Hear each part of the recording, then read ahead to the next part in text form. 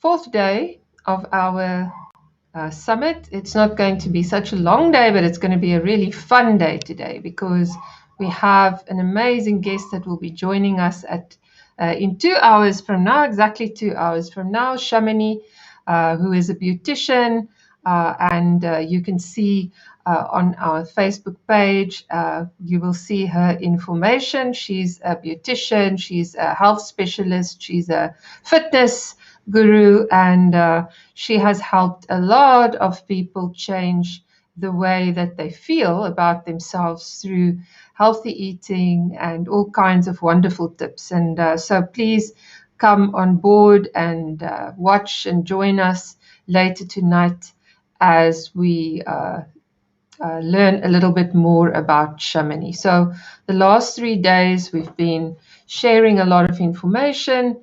Our panelists from all over the world have explored the impact of COVID on studies, the way they've been studying online. We looked at the impact on their social life, the impact on how they cope with this. That was yesterday, the coping strategies. And today we will be examining how COVID has changed the way that we might be looking at the future. And that's a question for everybody. Has your future plans changed as a result of what has been happening? Maybe it's a different career. Maybe it's a different pathway that you are working out for yourself. Some people plan to study overseas. Now we know that traveling is really so difficult. So you might have changed the university that you're going to, or maybe the way that the university that you were interested in is dealing with online learning and online studying also could have impacted or influenced the way that you look at things. So we will also be sharing a few videos that were sent to us by some of our participants. One of that is Alvin from Hong Kong. And yes, so I think I'll just kick off tonight by sharing with you our first panel interview. While I'm looking for it, you can find all these videos on your on the YouTube channel, Inspired Youth Summit, and you can also find it on IGTV on our Inspired Instagram. So I'm going to share with you now the thoughts of our panel. This panel consists of young people from all over the world. We have young people who are joining us from Fiji, from Canada, from Malaysia, from Indonesia, and all chaired, or our moderator is a young man who has just completed his studies, his master's degree in education policy, Kasim. So let me just share this with you and have fun. We will have a lot of interesting things today.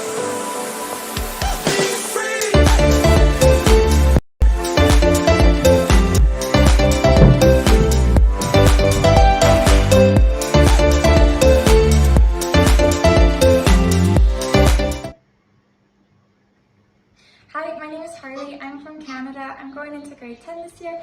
I am interested in climate change and ways that we can make a better future. I love animals and like to go riding. I'm interested in people's different views about what is happening in today's world. I love to draw and enjoy baking and cooking. Hi, my name is Rahul. I'm from the Fiji Islands. I'm currently in Gospel High School in grade 12. I like to listen to music, watch movies, and travel. Hi, I'm Rahman Naura Iman, and I'm a 16-year-old high school student from Bogor, Indonesia. My hobbies are watching movies, dramas, or reading books. Hello, I am Alvin Wong, and I am from Hong Kong. I am a rising 11th grader studying at the International Christian School. Music has always been my hobby, and I have recently founded this initiative called March to Your Beat, which is a music initiative to help those with special needs. Hi, Inspired Youth Summit. My name is Bella. I'm 17 years old and I'm from Hong Kong. I currently study at the Canadian International School of Hong Kong, and I'm an incoming senior. After high school, I want to study law in the UK, and in my free time, I really love to cook, and I'm also the founder of Thalassemia Hong Kong. I'm also very passionate about the Sustainable Development Goals, so I'm very excited to see what's to come. Hello everyone, my name is Lavanya Chidke. I am 16 years old and I'm currently in the 10th grade. I go to the Canadian International School of Hong Kong, and the stuff that I like to do, I enjoy all things art related, from theatrical to visual. I enjoy creative writing and reading. Hello there, my name is Leah Elizabeth Dickham. I'm 17 years old and I am from Malaysia. Right now, I am studying in pre-university under the IB program. I like to draw, read, and play with my Rubik's Cube. Bula Vinaka, my name is Vasamada Randini from the Fiji Islands, and I'm 16 years old. I'm a pure science student and currently in year 11. My hobbies include singing, socializing with friends, and teaching children moral values every week before this pandemic occurred. Vinaka. Hi, my name is Vivian Aslan and I'm 17 years old, living in Sydney, Australia. I am originally French and Canadian. I'm currently in Year 12, my final year of high school, and for my university studies I'm hoping to pursue art curatorship and history. My hobbies include surfing, being in the ocean, and watching Mamma Mia on repeat. I'd like to first off start with thanking every one of you for joining this summit. You know, you're taking out time out of your busy schedules, I assume. And shout out to Harley, because she's actually up at 3 a.m. there. I thought she was in Hong Kong. What we're actually going to be doing is I guess a panel style discussion. I don't know if everyone's aware of what type of discussion that is, but I guess a discussion where everyone's open to answering and sharing their experience. So going on to the fourth theme, I'm sure a lot of you are probably thinking about your future right now, and especially for the school leavers. So you're probably thinking about what's the next step for my career, and and a lot of things have probably changed, because of the pandemic, and you might have new thoughts and new ideas about your future. So we'd like to really hear some of your thoughts here, because you guys are the ones that are going to be the laborers of the future. You're going to be the money makers, and with all your skills and new skills. So it would be nice to know how your ideas about your future from now, because maybe in 10 years you'd look back at this video and be like, wow, I was on point or I was way off. So really give your honest thoughts here. So have you changed your ideas about your future plans because of the pandemic? But I always got so scared of that question when I was a bit younger, because I had no clue. I had no clue what I wanted to do until just recently. And when I decided what I wanted to do, because I want to go study in Europe, because I've got my French citizenship. And so as soon as I decided I want to go there and I want to study art curatorship, I might not be able to go to Europe and study anymore. So it's definitely kind of changed that aspect of it, of just not being able to do what I did want to do when I had just figured it out, if that makes any sense. So now your plans have changed to go study in Europe? Well, I'll probably have to do a few years of studies here first, as we're not going to be able to travel. In our school, we actually had a subject allocated to sort of teaching us the skills, like soft skills you would need going into the future, and it was called careers. So we were talking about quote unquote dying professions, like the blue collar jobs that will probably not be there when we go into the working field. I definitely think, yeah, we covered like social, like the ability to like socially interact with others, which is kind of getting lost in translation a little bit during COVID. Like that, this is kind of like the prime time that you just sort of develop those skills to like learn how to talk to different types of people. But unfortunately, when you're behind a screen, it's not really as effective. But I definitely think that is something that we definitely need to develop, that is getting sort of lost, and that we're getting a little bit deprived of, like not being able to talk to others. So that's definitely a skill going in that we would need. Yeah, I can definitely attest to that. It's a very important skill. Very, very important one. Any other soft skills or even more, technical skills? Yeah. I think I agree with the point being made. I have something similar to say. I think one of the most important skills you need when going to university and beyond is the ability to learn. Yes. And I think because the jobs are so rapidly changing now, technology is changing everything so quickly. The jobs that are going to be here 20 years from now are going to be different from the jobs that are going to be here 30 years from now. So basically, you have to keep adapting and adapting. And the thing is that what school is teaching us right now is to teach us the skills of learning something new. So I think what's more important about learning a new subject is not necessarily the content of the subject, because arguably, I don't think that we're going to use much of the content of what we learn in school much in daily life. But I think what's most important is how we are able to learn something new from scratch. That's a skill that everybody needs to be able to know as they step into the real world. That's a very good point. You're right. I think I would have loved to learn. I think before getting into uni, I think I would have loved to learn how to learn. I think I really struggled with that in my first few years of uni. And I think had I paid more attention to that, if I had some sort of exposure to that, I think would really help me thrive at uni. Because even something that you might think is simple, like note taking, for example, there's definitely a science to that, and you don't really need to spend so much time note taking. For example, if you can do it smart, there's a way. There are shortcuts to success there. So that's a really good point, Alvin.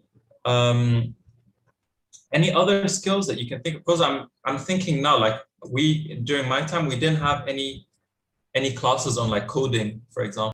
Computer science was very basic back then.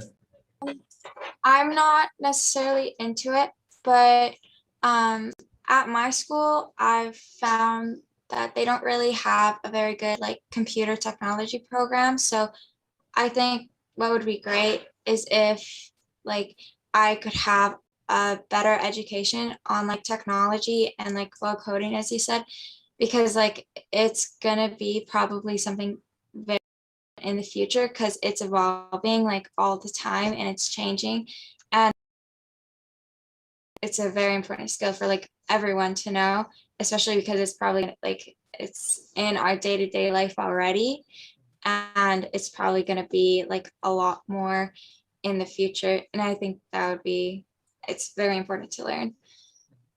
Yeah, I think that's a good point.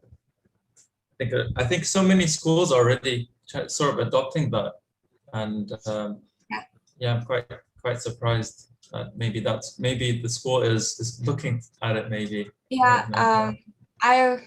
my mom was very surprised when she found out for my IP class I wasn't really doing much for computer stuff, and I was like, it was a bit disappointing, but yeah, that's something that I would like to get a better education on out here. I think like, that said, like it's not like, we're ever too old to start learning whatever. Like I didn't learn any of that. And I think if I were to take out, let's say 6 months to a year, I think I can learn anything. I mean, not anything I want, but like a significant amount of what is going to be relevant.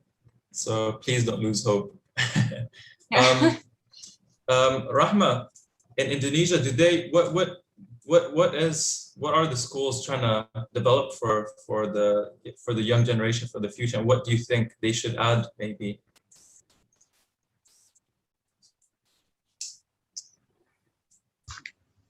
Compared to the other schools around the world, I think Indonesia lacks quite a bit in like teaching the students about the kind of like computer things.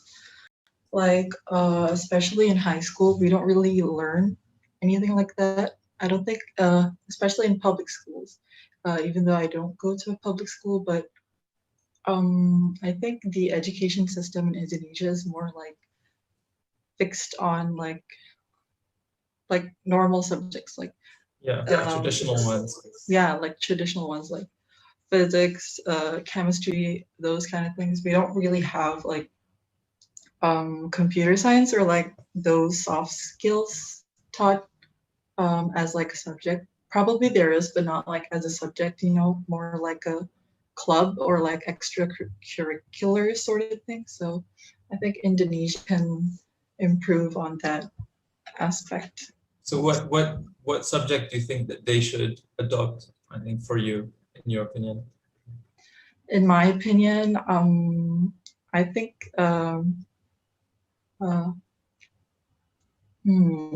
let's see. I think the computer, like the computer or like the coding kind of thing, I think that would be great to teach to like the high school students. So we don't really have something like that. Yeah, I think that's a very important subject. I think, in my opinion, I really think that there's so many skills to teach. You know, like I think it's just a matter of you know, finding how to like make that into a curriculum and, you know, teach that to children, and at what age. I think there's a lot of challenge in all of that. But I think an important one should also be financial literacy. I think a lot of us, like a lot of people my age, for example, now we have no idea, don't have much knowledge on financial literacy, you know, anything to do with stocks or cryptocurrency, for example, you know, those graphs, how to save money. So I think that to me is also a really important subject. I guess moving on, because we're going towards the end of this theme, and now that most of you are probably thinking of which universities to apply to, so do you think like are universities still relevant in your opinion? Or, you know, do you feel like they should all be made online? Like, do you feel, because a lot of people now, they're thinking, okay, I can just take a data science certificate from Google and I can start working. I don't need university for that. You know, there are a lot of people saying, oh, you don't need a university degree to do this or that. And you can make just as much money or even more by being a gamer, for example. So I'd like to hear your thoughts on that. Like, you know, is the opinion that universities are still, you know, the only pathway to your success, or has it changed so far? I feel like, well, here in Australia anyway, I feel like it's because I've lived in Abu Dhabi, where it was like quite important that you do go to university. And when I moved here, I realized that the whole perception of university is very, very different. So here, there's many people that drop out of school in year 10, sort of when you turn 16, and they pick up a trade. So they either go into plumbing or like electricity, and so they're almost encouraged to do that if they feel like school's not for them, that go straight into the working field and learn by being on site. And so they start making a living at age 16 instead of waiting and then getting a university degree and then working. So they've got a lot more experience in that time. So I found that the Australian system's really good for that they're very like accepting and encouraging that like you learn good skills. Yeah, that's true. I guess, the economy in Australia is quite good and they can accommodate that. I think for many people in many different countries, that is quite a tough thing to do. I think, like, for example, in Malaysia, for example, to really get a good career being an electrician would be quite tough. Like, I mean, the ladder is not going to be too high. You can't really earn a very comfortable living doing that. So I think that's I guess it differs, because I know in Germany, for example, you can actually live an okay life, a good life being in working in a vocation like plumbing or being a brick maker, for example. So anyway, what about you, Lavanya? What do you think universities are still relevant? I think Alvin actually might be able to relate to me in this one in terms of the Hong Kong environment. I feel like even if it's not pressure that comes from your parents, it's a very, very competitive environment. So it's almost as if university is it's like a very narrow, like that is the end goal, like that is what you want. So like even if your parents are not which I know is the case for many kids in Hong Kong, is that their parents are like a huge like influential pressure to but also the competitive environment and academic standards in school are really high. So you kind of like, it's almost as if like you're just kind of like made to think university is like the only path. Like that's at least been my experience, that like just like heart set on university, no really other option, I guess. Sort of my standpoint on that. Alvin, would you like to confirm that? Yeah, I totally understand that point, and I do agree with this point. It's totally true with the culture that we live in today. I have some feeling that it will change in the next couple of years, though. I think that the education system is bound to change in the next 10 years, and I think that change right now drives innovation. So, like, if we change the education system, it doesn't. Universities will change. And maybe they will switch out of the more traditional form. Maybe they will be more online based, as you said just now.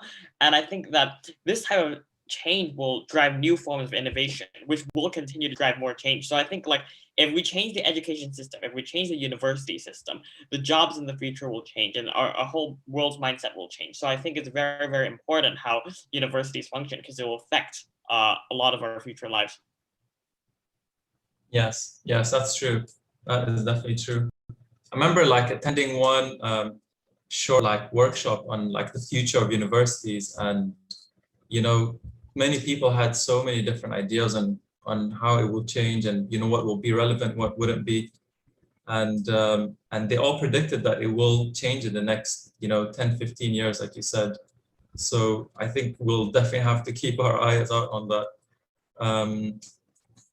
Okay, so I think we spent enough time on this theme, although we didn't cover that many questions, but I think your answers were very, very, very, very interesting.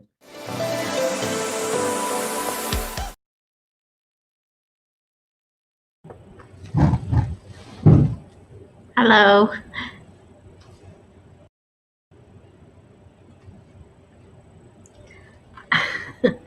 Hi there. So nice to see you, Elmarie. Oh, I can't hear you. I'm muted. Yes, there we go. It's another day, right? And we're nearing the end of our Inspired Youth Summit. And today's topic is really interesting because I think it's a question, especially I think parents are asking this question, young people are asking this question, people who own schools are asking this question, universities are asking this question: what does the future hold? Yeah. And it's so uncertain, and I think those institutions who are abreast with, who are really thinking this through and have a good plan for giving an educational experience online to the students that makes them feel it's worth it, right? So a lot of change that has to happen to make that happen. To make that happen, right?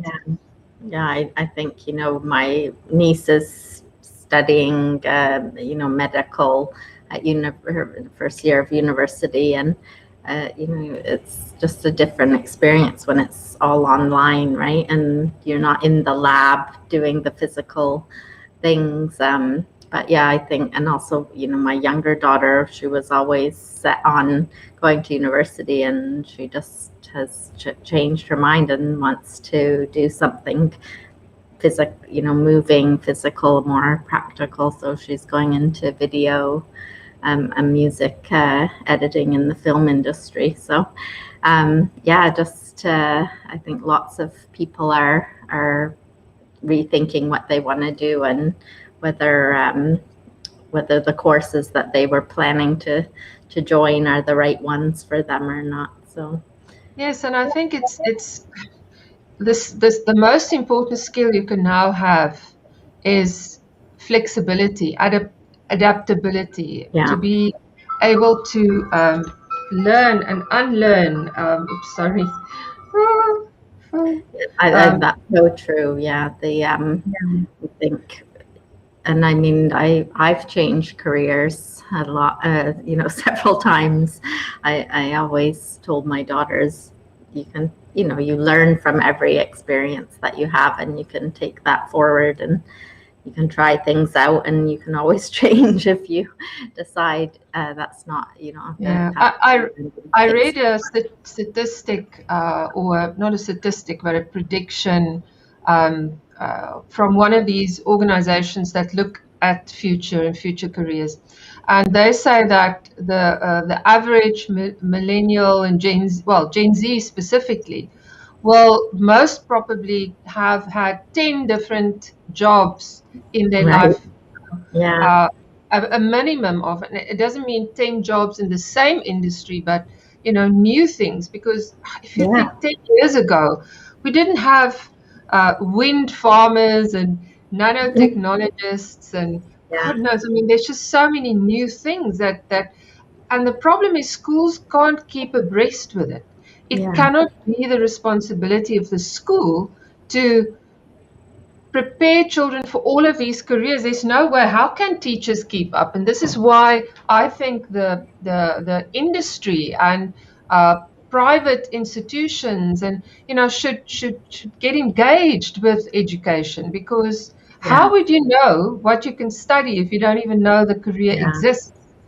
And I mean, so many, AI is going to make so many things obsolete, and many, many things, and it's probably going to be more the kind of creative side of things that we need the human input into, right? And I mean, the rate is, I watched a talk the other day, and it is really amazing and a bit scary, to be honest, how fast AI, it doubles every few days, right? And so it's kind of exponential growth of and you can't ignore it. You can't ignore it. There's so many companies that went under because they believed they were at their zenith. If you take Kodak, I mean, Kodak thought, what's this digital camera nonsense? This is just a fad. Or Nokia. When I grew up, Nokia was the phone. I mean, wow, you had the latest Nokia. Or Burger.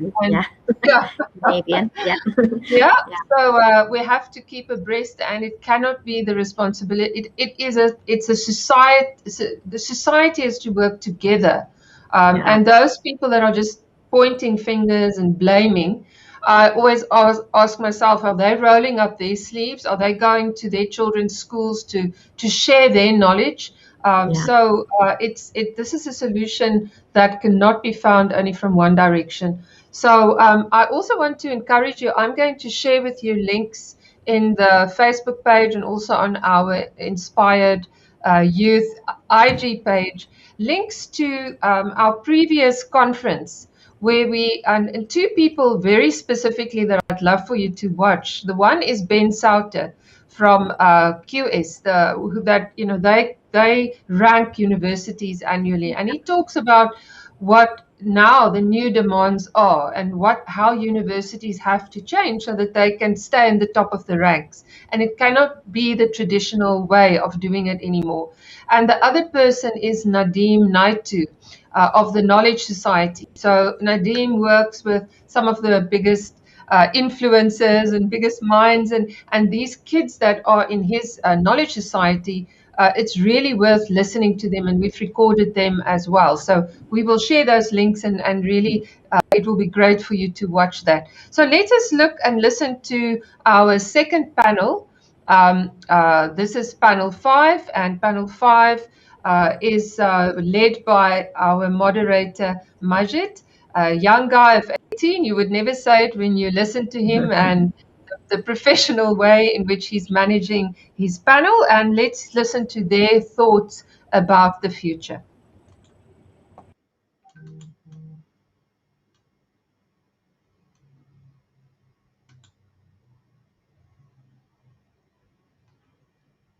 Here we go.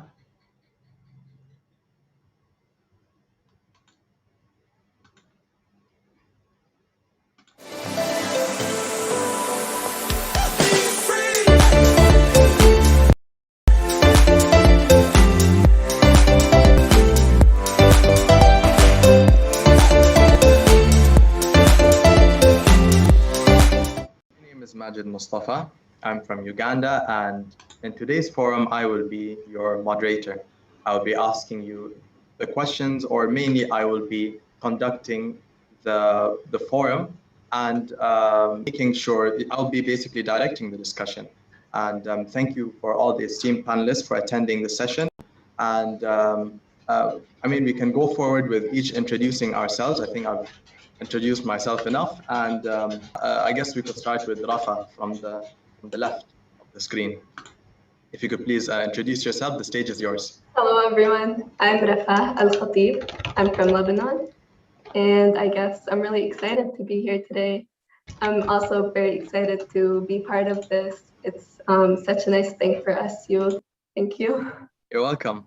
And moving on to my right is Salama. I hope I'm pronouncing that correctly, by the way. So if I mispronounced your name, please forgive me for the first time. Please introduce yourself. No, it was right. My name is Salama Salem. I am from the United Arab Emirates, and I'm excited also to be here. And it is such a big opportunity for all of us, I think. I hope all of you guys have the same view like me, because when I say right, like I'm basically saying it from how I'm seeing the screen. So I guess the next person would be Brunmayi Rahalkar. Yeah, the stage is yours. Good evening, everyone. My name is Brunmayi Rahalkar. I am from India. I am 19 years old, and it is an honor to be a part of this panel discussion. I am looking forward to having great conversation with all of you. Thank you. You're welcome. And Davida, I'm so sorry for mispronouncing the name again. Forgive me for the first time. Yeah, please introduce yourself. Hello everyone, I am Davida Darshini. That's my name, Davida Darshini. I am from India, and again, I'm looking forward to this conversation. Thank you. You're welcome. Thank you very much for introducing yourself. And Sivani P. Nathan, please tell us about yourself and introduce yourself. Which country are you from? How old you are? You know, just the basic introduction.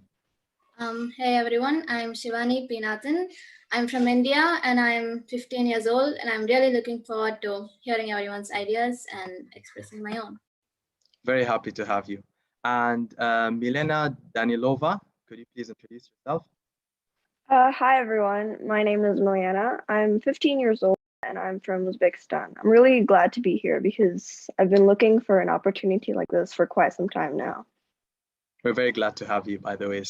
And is Kasyat Nurlan Bikova over here? Yeah, I'm here. My name is Kasyat Nurlanbekova and I'm from Kyrgyzstan. So I'm really happy to be here and hope that everybody will get some experience. That is all. And likewise, we're very happy to have you. And Rahaf Hamza, if you could also introduce yourself. Hello, everyone. I'm Rahaf Hamza. I'm 17 years old and I'm from Lebanon. I'm very glad to be here. It's really an honor to be invited to this summit, and I like to hear from everyone. Thank you. You're welcome. Thank you very much for introducing yourself. Hopefully I haven't left anyone else out. It's very nice to see that there are people actually like youth joining us from every part of the world. I mean, we have people from Lebanon, people from Emirates, from India, from Kyrgyzstan. It's amazing. And I'd like to pose my question. You know, before the entire COVID-19 thing, like before, you know, it happened and before we were all, you know, plunged into lockdown, I wanted to be a civil engineer. So I applied into some civil engineering schools.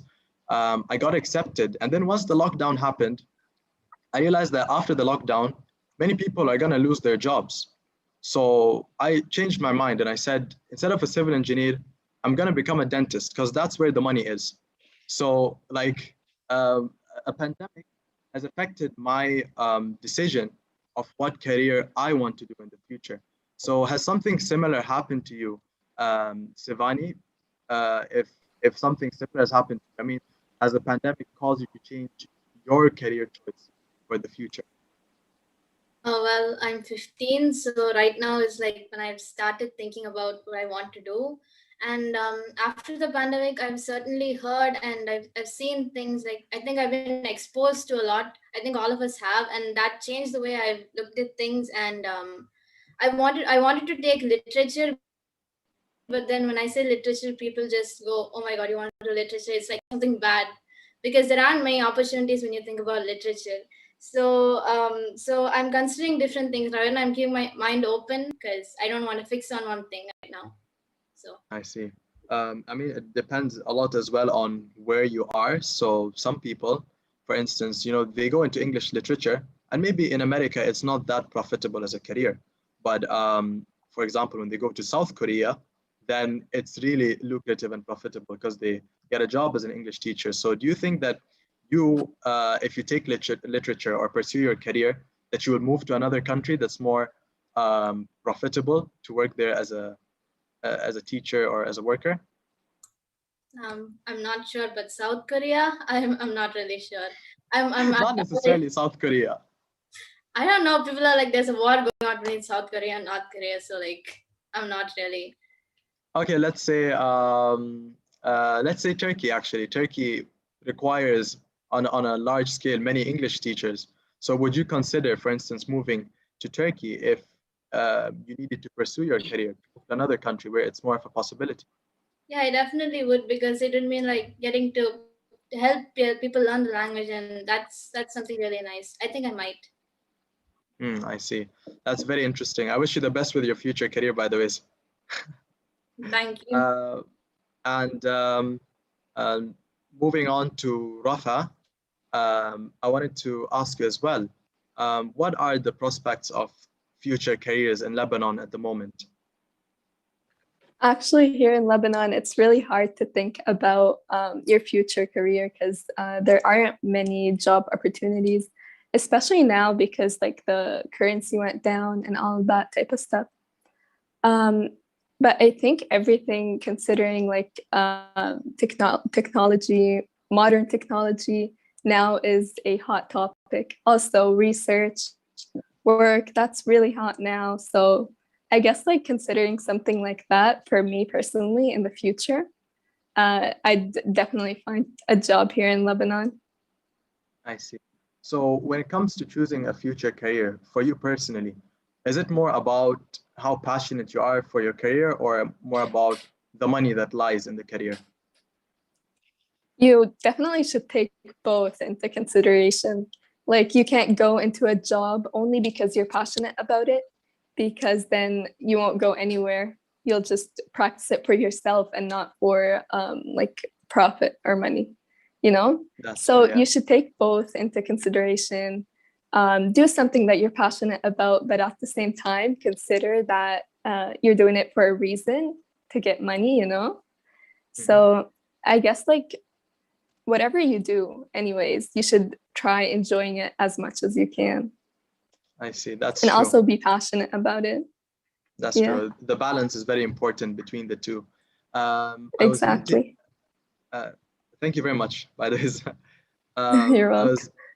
was reading in an article because my teacher for economics, she was Lebanese, and she gave us an assignment to read about the Lebanese exodus, which is basically a huge number of Lebanese people who are leaving Lebanon because of the lack of opportunities. And these are great minds, great thinkers, people with a lot of potential. They're leaving Lebanon to other countries to teach, and it's a great loss for the country. So I wanted to ask Rahaf Hamza, is leaving Lebanon always an option for you in order to pursue your future career? Personally, I love my country. There's a lot of corruption, but I like, even if we're not socializing as normal before, but I don't like to leave. I feel so lost, like if I'm not in Lebanon. But if sometimes we can't live, or if we reached a point that we can't live here, I can't study, I think I would hibernate. I I see. don't know. Very interesting use of words, by the way. Do you think that like, let's say for instance, what career do you wish to pursue at the moment? Rahaf, Yes. your First, future career. I'm really bewildered. I can't make a decision. Like, I feel so lost. I feel so confused. I see. wanted before something like I might think of medicine, but then I feel like being a doctor is just face to face with COVID-19. Then I feel like I'm somehow fearful. I'm afraid. I just changed my mind. I feel no. With the online studying, I just let me say, just I changed my mind of liking some subjects. I I see. used I to see. like, Which yeah, is pretty like similar. I liked math, I liked physics, I liked some subjects, I liked science. And then at home, I think I don't like any subject anymore. I see. I hope that whatever you pursue, pans out for you, meaning it gets better for you. Like whatever you wish to pursue, hopefully, you'll pursue, you'll take the right choice. And we're the people of Lebanon, and Lebanon as a country is always in our prayers. And basically any country that's economically in difficulty or in any unfortunate situation. So thank you very much, Thank you, Rahaf Hamza, Majid. That's really nice of you. You're welcome. You're welcome. Yes. Thank you very much for things get- sharing. Inshallah. Now I wanted to ask Kasiat Nurlan Bikova.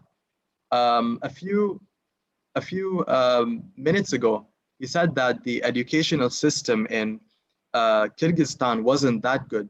So would you consider going to another country outside Kyrgyzstan to study, to further your education?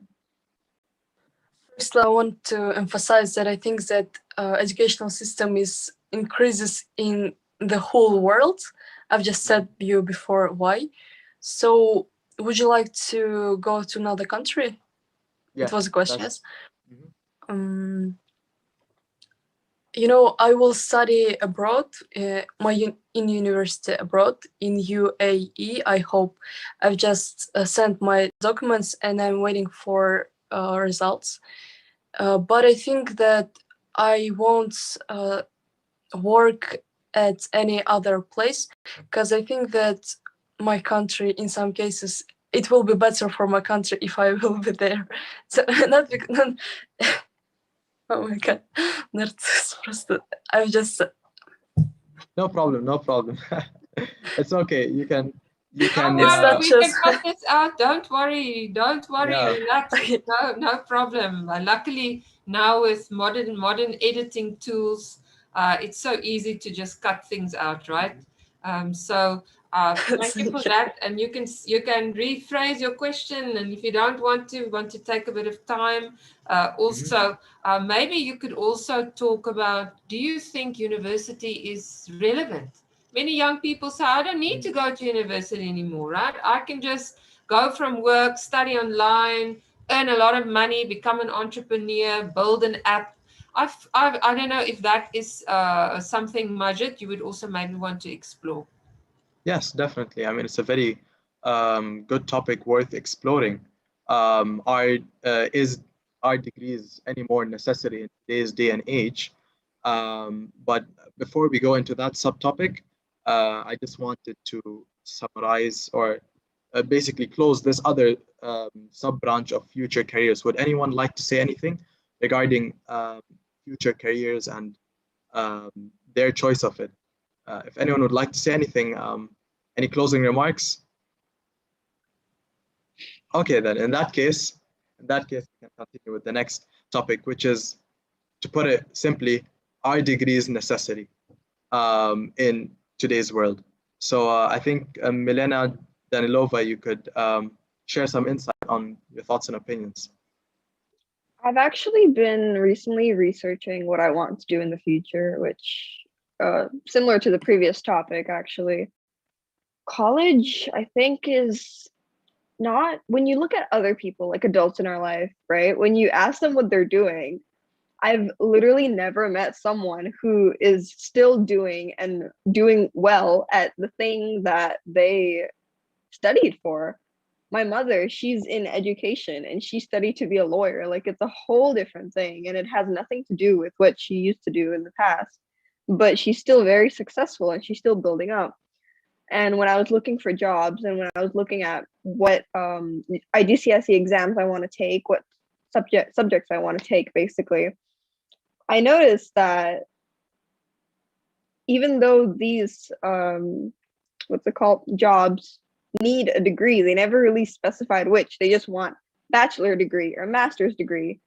So most of the time they don't really care if you took what they need you to take. They just care about the fact that you paid for a school and you went to a school and you got a mark.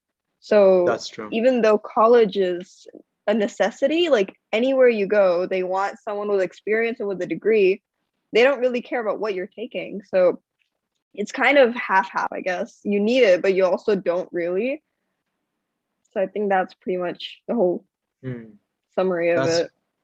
Yeah, that's true. I think it's also very geographically dependent. So I wanted to ask Salama, in the UAE, you're from the UAE, right? Yes. You're living in United Arab Emirates. So over there, are degrees very important to get a job and to have a future career, or are they just like, not that important? Well, I think it is very much encouraged to have a university degree. So you will need it if you want a job, but I don't think all jobs actually require it. There are some jobs that are specifically for high school graduates, in case they are just not cut for the school and all of that. But for me personally, I don't think a university degree is something that you need to be successful in your life. There are a lot of people right now here that are starting their own businesses, and like Melina said, I hope I said your name right, sometimes you have the college degree, but it's not the thing you are like working for. Like, you studied something and your job is something else. But that's very true. Yeah. So as long as you have it, it's kind of like provide you sustainability, not sustainability. Stability. Stability, yes. Yes. It provides you with stability so that you can guarantee that you at least have a job in the future. That's true. Even though nothing in the future is guaranteed. Yeah. But if say for example you want to be a musician and you have a college degree in literature, and being a musician doesn't work out for you, then you can always be a linguist. You can always go back to literature. Yeah, you have something to follow. Yeah, and also a lot of the university here, if you like study there and they like, for example, offer you a scholarship, at the end of your studies, you are like guaranteed, like you have to sign that you will work with them for 5 years or 10 years in the future. So sometimes your job can be guaranteed and you don't have to stretch much about it when you're done studying. There are opportunities. That's true. There are opportunities as long as you have a good skill level. Yeah. Now, speaking of it, I wanted to ask Mrunmayi Rahalkar, if is it more important to be educationally apt, as in, you know, we all had those two kind of classmates. One classmate was really skilled in whatever he did. A classmate who, if he picked up football, he was really good in football. If he picked up tennis, he would immediately excel at it. And a classmate who was really good in books, but everything else was, you know, skill level 0, books level 500. So which one do you think is more important in order to secure a future job or career? Skill level or book smartness? I think you need to have a balance between the both. Like, of course, you know, if you are skilled and if you want to make a career in, you know, whatever your preferred skill is, then I think you're good to go. You know, you're good in your skill, then you can always. But the thing is, in that way, that you miss out on the education part, and education is just as important as any other skill is. You know, like you said, you know, if a person has read 500 books and is not very skilled, like it's only concentrates on education, then you're missing out on the real world. You don't know what's going on. Like, you know, you're missing out on those things. But in the same case, if you are someone who's very skilled or is a great sportsman, you need, like, to present yourself at any say prestigious institution or anywhere that, you know, you go, you, like, you know, people judge you sometimes on the basis of how you speak, how you are, like, you know, how you present yourself. So I feel that education plays a huge role over there also. Like, you know, you become more confident, you know what you're saying, you are like, you need to have the education that's behind your skill as well.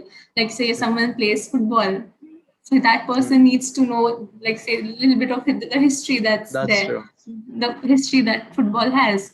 In the same way, if someone's too much into studying, they need to know what's going on around the world. If you don't know what's going on, so when you have a normal discussion in a group, you might feel left out, that, oh no, you know, I don't know what these this people, much about. yeah, exactly. I Like, see. you don't know what's going on. So I feel you need to strike a balance between the both, and you need to give importance to both things also. That's a very good point to bring to the table. So I think what basically you're saying is that if I want to become a football player, then I also have to be book smart in football. I can't just be talented in the game and my head is empty. I don't know the rules. I don't know anything. It needs to be a balance of the two. You know, the book smartness backs up the skill level. So that's a very good point to bring. With all honesty, it's really good. Thank you very much for Also, sharing it with us. sorry, ahead. can I? No, go ahead. Yeah. Also, our communities need both types, like the book type and the, like, good with their hands and stuff type, because we can't only have people that teach and people that get their master's degree. We also need people to work in building and all of that type of stuff. So our community needs both types also. That's true. That's a very good point to add as well on top of what Runmai said. And you know, moving on to another subtopic, because you know it seems like today actually, can I please interject go ahead. a little bit? Go ahead, interject. I've been wanting to actually talk about this since you guys were discussing, and I realized we recently did I studied sociology as part of my finals. We were talking about this topic actually, and it's really interesting when you discuss how college is not really a necessity. It's really different based on social classes, because if your parents, for example, have a lot of connections and know people and can pay off people even sometimes in corrupt countries, then you just have a much greater opportunity. But for someone that's poorer to be able to reach it, it's almost impossible. Usually middle class income parents have class income children. It's a cycle. So for a poorer child, like on the lower income spectrum, to be able to achieve the same greatness, not only is it almost impossible, but they also need the money to be able to afford the college, as a richer person wouldn't. They wouldn't need to go to college if they just could easily access their parents' connections. So in the end, it's kind of, I feel like a lot of people my age and older probably will end up in debt because they would need to somehow get those connections. And I think that's a really important topic to discuss. That's true. I mean, parental connections is something that honestly just slipped my mind. The fact that you mentioned it like reminds me of a really funny story that happened with me and one Arab friend of mine. We were in a car, and you know, Arabs in Arabic, connections is called wasita, or basically how much connections you have with other people. So I was in the car with this rich guy. His parents are rich as well, and he showed me off his license. I told him, "Oh, so you're above 18. You got your license here in Turkey." He said, "No, I didn't." I said, "Then what? Like, did you do the exam?" He's from Saudi Arabia, so I told him, "Did you do the exam in Saudi?" He said, "No, I didn't." And I told him, "So like, how did you get the license?" He said, "Oh, my parents just paid one guy and he got us the license." I was ready to jump out of that car at that point. Like, I no longer wanted to be in the car. So yeah, I mean, it's a very good point that you mentioned. It's very easy for kids to get jobs and to basically enter the workforce when their parents are in a good position to have connections with other people. I actually have a really similar story, if I can interject, obviously, Yeah, if that's please all go ahead. right. People like Elmarie may know my mother, actually, they work together. My mother she came from a very lower income family. She came from she was born like right after the Soviet Union broke apart. So obviously she came from a much lower income than she brought me up in, and she had to work really hard for where she got. But she would tell me stories about how she would have to wear really, really bad clothes to be able to go to college, and she had to work really hard while other people would just pay off teachers.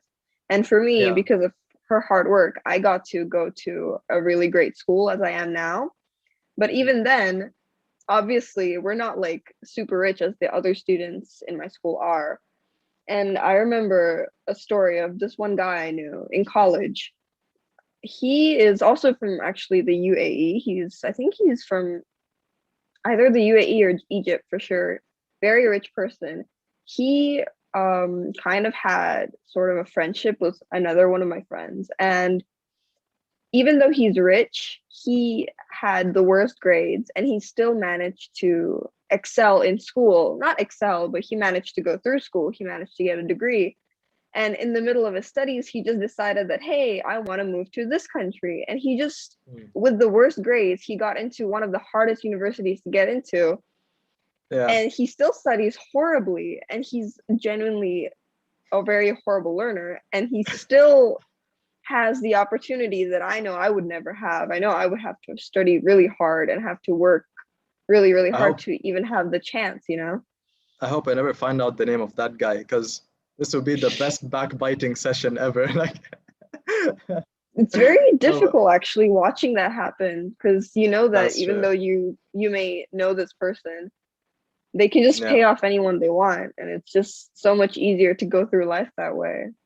That's true. So the point that you brought about was actually a very valuable one that really added to the discussion. And yeah, thank you very much for sharing it. I think we're close to the wrap up, so I think we should be in our final.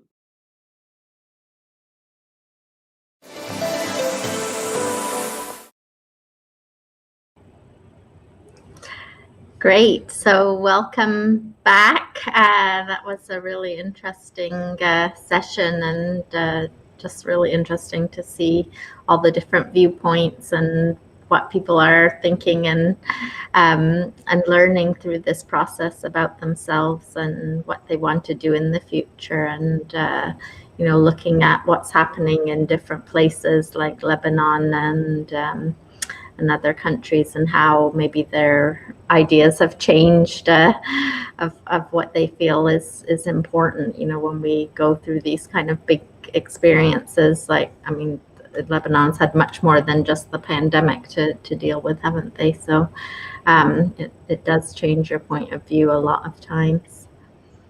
It definitely does, Helen, and I think it's also the concept of the traditional way of thinking about learning. You go to school, you go to university, you get a job, and your whole path is sort of set out for you. Yeah. And I think in this process, sometimes it's more the parents that are more slower or unwilling to change, because there's still these What they're used traditional to. careers, right? The big five, I call it: doctor, lawyer, engineer. This is what in many cultures still is seen as the ultimate sign of success. Yeah.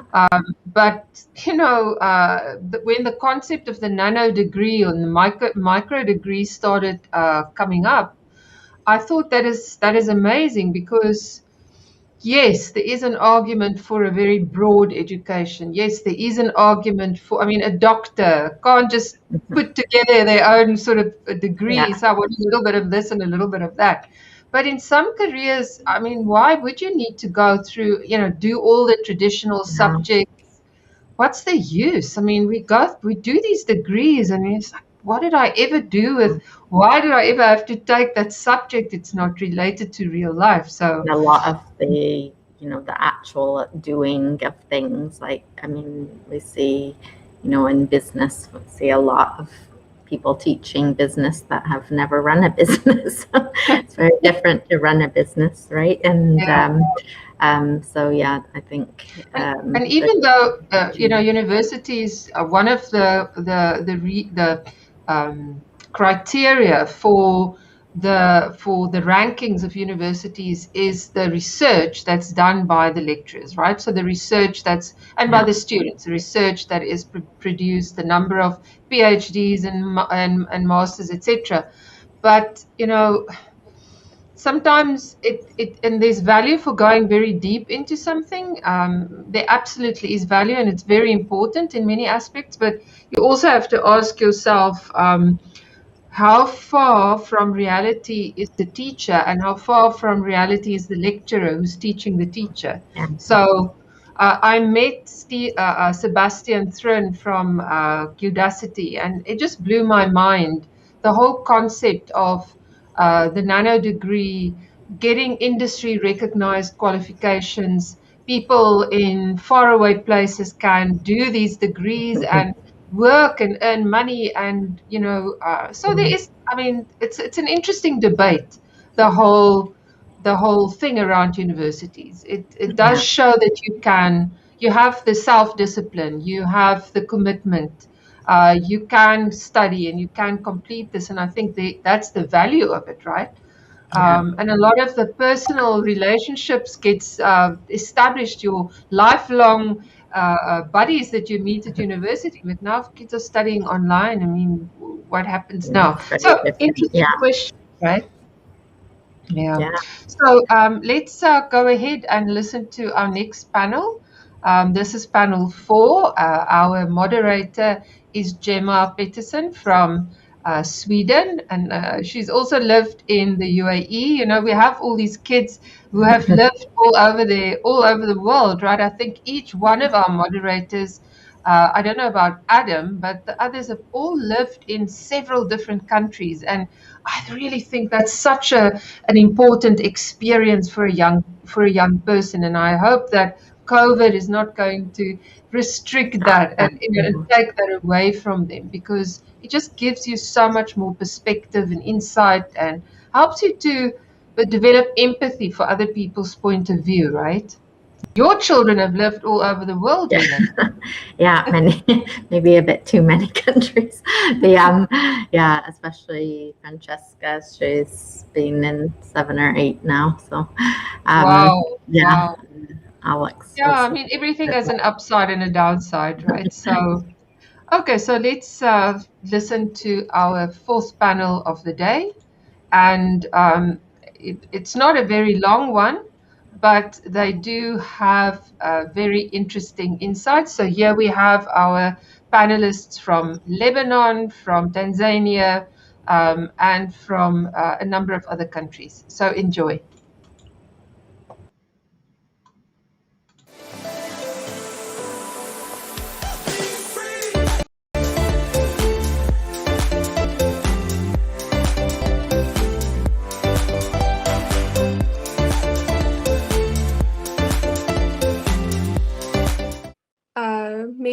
what subjects are you interested in right now? If you know what you want to be when you grow up, maybe you could say something about that. And if Corona has affected what you thought you would want to be or what you're going to study, then that would be oh, I'm so sorry. That would be really interesting to know about as well. So maybe you had plans and then those plans changed, or your interests changed. So anything about that? Maria Z? Yeah, I would like to recommend a story. It's also a series about it, Naruto by Masashi Kishimoto. It is a story of a young poor orphan who wants to become a leader of his village, and he goes from a boy who's treated like a monster and is hated to the leader of the same village. It's a story of a person who never gives up and who is up to the goal, who never gives up. His spirit was, I'm Naruto Uzumaki and will become her Hokage. So it's really a touching story. It's a perfect example to never give up and to believe in yourself no matter what. Yeah. Yeah. I mean, you are all obviously very bright students and people, and you obviously are very passionate about certain things, and I think that's really great. So I've no doubt that all of you will, be great in the future, and even, yeah, I mean, you already are, but you know what I mean. So, Hasna? I've had a very big change actually. At the beginning, I was so interested in medication, and I'm just as interested as I am. And I am now interested in medication. After seeing all COVID, all these viruses attacking, I have been interested in medication, and I wanted to be a pharmacist. But after seeing how people are struggling now from mental problems such as depression that spread so much here in Lebanon, since people are staying just in their homes, doing nothing all day, looking at each other and looking at each other like in a very angry way. So honestly, now I wanted, inshallah, in the university to study human resources management. That's something that's caught my attention, since this only person, can spread positivity in a very big social circle, whether it be on work, whether it be in the house. I'd like that so much because I myself, I am a very positive person. I like to smile at anyone I see. Anybody I can see, I want to smile to them. I want them to be happy. I want them to enjoy the social life they're having. So I thought that this thing actually suits me better. And my mom honestly enjoyed it so much. She said that I can do this, and I can, inshallah, be someone that people can depend on in order to be happy and have their lives improved just by this positivity and this radiant energy. So, inshallah, in the future, I'd like to be a human resources management, and I'd like to work in a company. I can help people, inshallah, get better results at this company and become one of the best companies just by improving their mental health. That is really cool, and that's really interesting too. And I mean, you are already such a positive energy here, so I have no doubt that you will be really great at that too. And that's really cool. I haven't really thought about how important something like that could be and how much it could affect people in a good way. Yeah, first of all, about my thing that I'm going to study in college, I'll probably study medicine, and I've been convinced into being a dentist. My friend really encouraged me into doing that because she wants to do it, so we'll be like roommates and things. So that'll be pretty fun. So I'm kind of interested in being a dentist too. But what really makes me on my nerves is some of the students consider themselves, very smart from taking this year's grades. I'm not saying they're not smart, but the thing is, some of them cheated, and they consider them getting an A's as if they can be in medicine, although medicine doesn't need people who cheat and get wrong marks, which you don't deserve. Yeah, no, I mean, if you work hard for something, then, that's really good for you, and it's really good for everyone else too, because then it's something that you really deserve. And obviously, if you want it, then you will get it. It's like Maria Z said, you should never give up. Francesca? I just wanted to say about this whole cheating thing, because I know a lot of people in my class also cheated, but I also understand why they cheated, especially in this year during COVID. There were so many things in the grading scheme that weren't correct, you know? Everyone in our class were so upset because we weren't being graded fairly. COVID was not taken into consideration at all. And I personally, I'm not going into university this year, but I know some of my friends, they wanted to get into, they had their goals for to go into certain universities. And I don't think it was their fault, you know, for having to had struggled in COVID. So I understand, I don't condone cheating, but I also understand why many of them did cheat. I think it reflects more on the the system than the education system than on the actual students, because I feel like if they feel the need to cheat, then maybe they weren't getting the proper education in the first place. Yeah, I mean, I can understand that. I feel like there were not many schools that were actually prepared to do online learning. And of course, that's not their fault. I mean, it's not really their fault because they're not meant to be an online school, and the teachers have not been, you know, taught how to teach online and stuff. But you can't fully blame the teachers and you can't fully blame the students. And I think this is just a situation that we've been in and that we're in, and it's not really great for either end. So yeah, I mean, I understand why some of my classmates cheated as well. They were already struggling a lot in-person school, and then they tried so hard, and then all of a sudden they were stuck at home. And maybe they didn't have the same resources as I did. I'm very lucky to you know, I'm lucky because, you know, my mom would make me lunch every day and I never had to worry about that. And I'm lucky because I had good internet and, you know,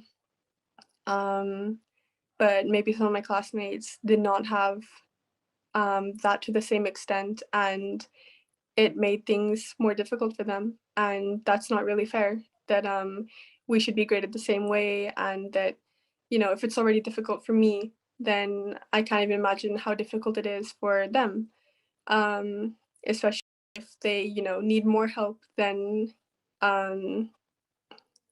others, and they're not getting that help they deserve to have, because the school can't help them or the teachers can't help them. Then it's understandable that they're put into that situation. And it's not fair, but it is what it is, you know, it happened. And hopefully, you know, everyone made it out of that situation okay. At least in my class, when, you know, hopefully they're done with high school and they can move on with their lives. So I can have a quote which can unite us all. Probably a victor should think about the world as it is, but rather how it should be. Instead of focusing about the pessimistic present times with the pandemics, quarantine, problems with internet and money, we should focus on a brighter future and how we should make it better, how should we stop and prevent the future pandemics.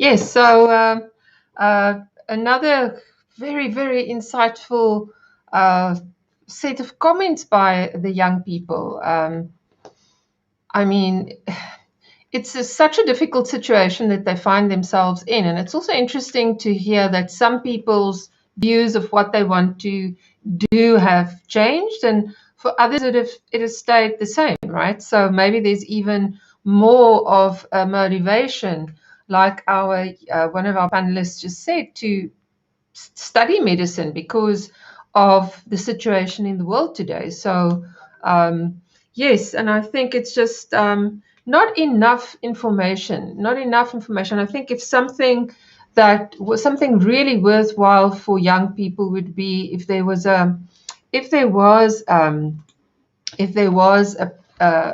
way in which we could, there was a portal they could visit or a place they could go where they could see what are the new trends and where are the jobs of the future, and what are the jobs that are going to become obsolete soon. So I know I saw a list published, I think it was by the UN recently, of the list of careers that are on the extinction list or soon to be extinct list.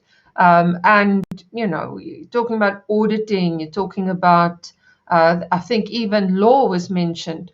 So anything where the AI could step in and play a role, puts the career at risk. And as Helen mentioned earlier, it's the creativity, it's the human communication, it's the service, that kind of service industry where I think you would always be safe.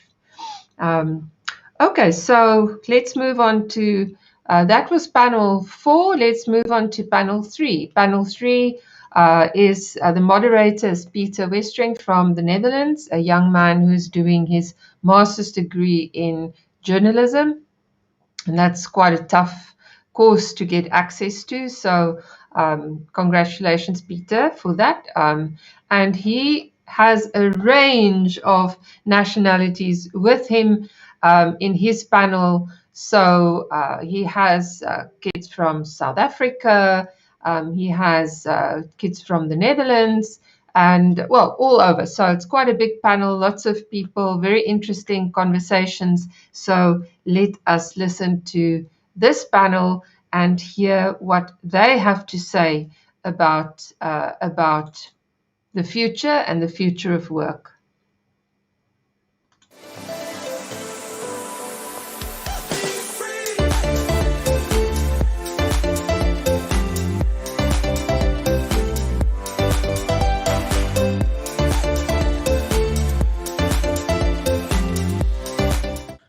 So we've talked a lot about COVID and the past, but maybe we could talk a bit about the future, what will happen after the pandemic.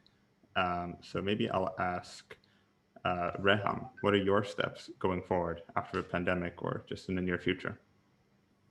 So during the pandemic, I had like lots of time to look through like university courses and the subjects I like. So I found that like I really like to do coding because before the pandemic, I didn't do any coding or anything like that. So I looked into it. So I was looking like in the university courses and what courses I could do because I think next year I'm going to sixth form. So I have to figure out what course I want to do. So I wanted to do like computer science at university.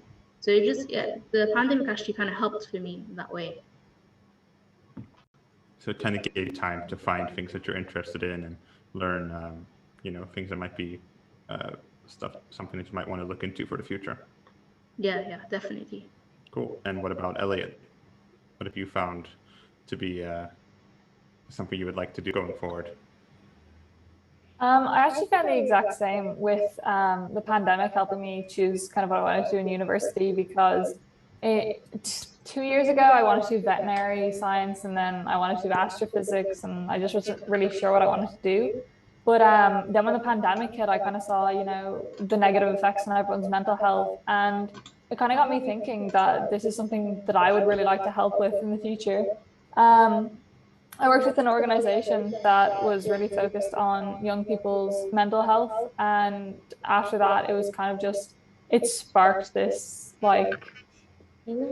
I really wanted to just help people with that. So it's something I'm really interested in now, doing psychology when I go to university. And I don't think I would have had that interest if it hadn't been for the pandemic. Yes, there was a lot of negatives, but I think that was the one positive that I got out of it. With social media, you see a lot about your mental health, but I don't think that any of it's quite enough. There's, tips on how to cope and strategies and stuff, but I just don't think it ever really hits home until you're in a place like you might have been during the pandemic where you see some of your friends in, a dark place. So I think it's definitely something that young people should really look into properly. You know what I mean? Yeah. And maybe Akani, what are your next steps going out of a pandemic? With me being creative, I feel like lockdown has brought so much creativity into my head, because when I don't do anything, or like when I'm not active, I like become some creative machine. Like I end up creating things that are like, oh, okay, so now we've created this, and then I sketch, and like I think, and I watch a lot of shows. I started watching a lot of shows about architecture and interior design, and like I've also been looking into universities that have those courses, or colleges that are about architecture. And it just really excites me, because there's nothing, for me, there's nothing better than creativity and design. So yeah. Yeah, it sounds like the pandemic was, maybe as like one small positive, it seemed like a kind of a place where, you could at least you have maybe some spare time to find things that you're really interested in, and maybe discover passions that you didn't know you had. Yeah. And like you said, I think Akani, you mentioned that you might look into going to university for some of these things. Have you made any like concrete plans for this yet, or is it just more an idea at this point? It's not concrete yet, but I'm still looking into these places in South Africa and out of South Africa. And yeah, so I'm still onto it. It's not an official thing yet. Mm-hmm, mm-hmm. And maybe I'll ask Malene, kind of building off of the conversation about universities. Do you think that universities going forward will still be relevant? Do you think it's something that is perhaps, do you think all young people should go to university? What are your thoughts on it? I wouldn't say all young people, because for some young people, it just isn't a thing. Like you notice it, like they'll probably won't get that far if they go to university than if they won't. But I think it is important for a lot of us, because you can study and just get a better job later. But I feel like, yeah, like I said, for some people it just isn't it. Mm-hmm. And how about you, Blessing? What are your next steps? Are you also interested in university? Actually, I don't think I'm gonna be going to university, because I feel like personally I feel like university is overrated, because like everybody goes to university. Because right now during lockdown I was it gave me time to like really think on what I want to do and the things I wouldn't have done. And personally, I'm a very adventurous person and I like to explore. So out of the lockdown, I think I'm gonna be because I think I'm gonna, because I'm acting and be auditioning for like scenes in different movies. So I feel like going to university is gonna be wasting time when I could like go to an agency where they teach me what I need to do and how I can become an actor the proper way. And I don't think university can do that for me. So personally, I don't think university is an option. You would rather do something that's more kind of, specifically in your interests and specifically geared towards, building up your path to a career. Yeah, I feel like it's better than going to university for like 4 or 5 years, and then only after that, I still realized that it didn't work for me, and then now I've wasted money, time, and resources. So. Mm-hmm. Mm-hmm. So Elliot mentioned earlier how plans changed. You originally wanted to do, I believe it was veterinary studies, but then you ended up looking into psychology. I wonder if anyone else's educational plans have changed. Maybe Gemma, we haven't heard from you in a while. Yeah, actually, I was going to go to university either way, but like I said, I studied mostly science in high school, and I thought I was going to do science as a bachelor's degree also. Mostly honestly because I wasn't really sure, and I'm still not sure what I want to like actually have as a job and stuff like that. And I felt like with science, it would like give me more time, but I would still have opportunities later. That plan did change during Corona. And I still think it's a positive thing, but there was like they introduced some new courses for IB at least where I am, and the math that I took is not high enough to apply for the science university courses or programs that I wanted to do.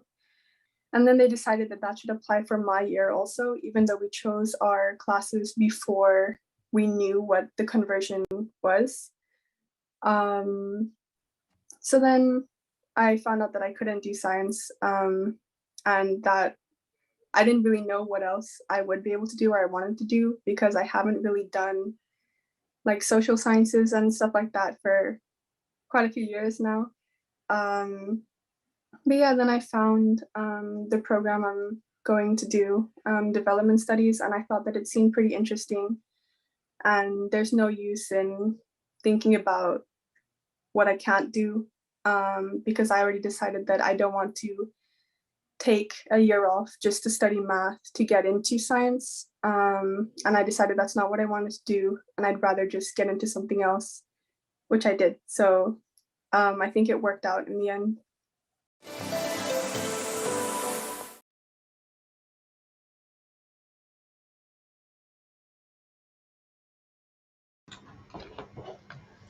So the debate about whether universities are relevant or not keeps continuing, and it will be very interesting to hear what our friends and what my colleague at QS, Ben Sauter, has to say about this. So I want to encourage you to watch the video. He made the video obviously before COVID started, but what he says in there is so relevant, and I think it's really something that all young people have to watch. It's so insightful around deciding about your passion, and is your work your passion, and also it talks about universities and the changes that are coming. So as I said, I will share the link on our Facebook page for you to watch and comment and digest. So in 30 minutes from now, we'll be joined by Shamini, who is our resident, well, not resident, she's a local beautician, health expert, and we hope that you will come on live to see her, or else at least make sure that you watch her interaction and sharing later on in after, when you rewatch maybe this live program. So we've now heard from kids from, we're moving from east till west. So we have our panel number 2. So this is our 5th panel that we will be listening to. And here we have Francesca Maffini, who's the moderator. And let us share with you the very interesting views and discussions that her panel has had.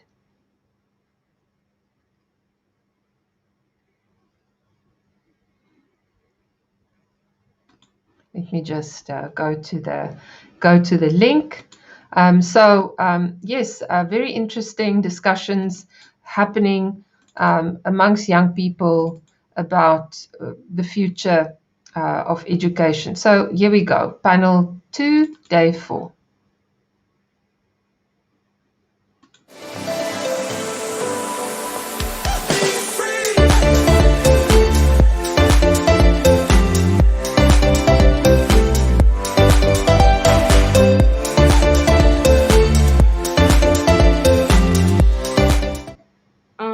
All right, let's move on to the next topic, future studies.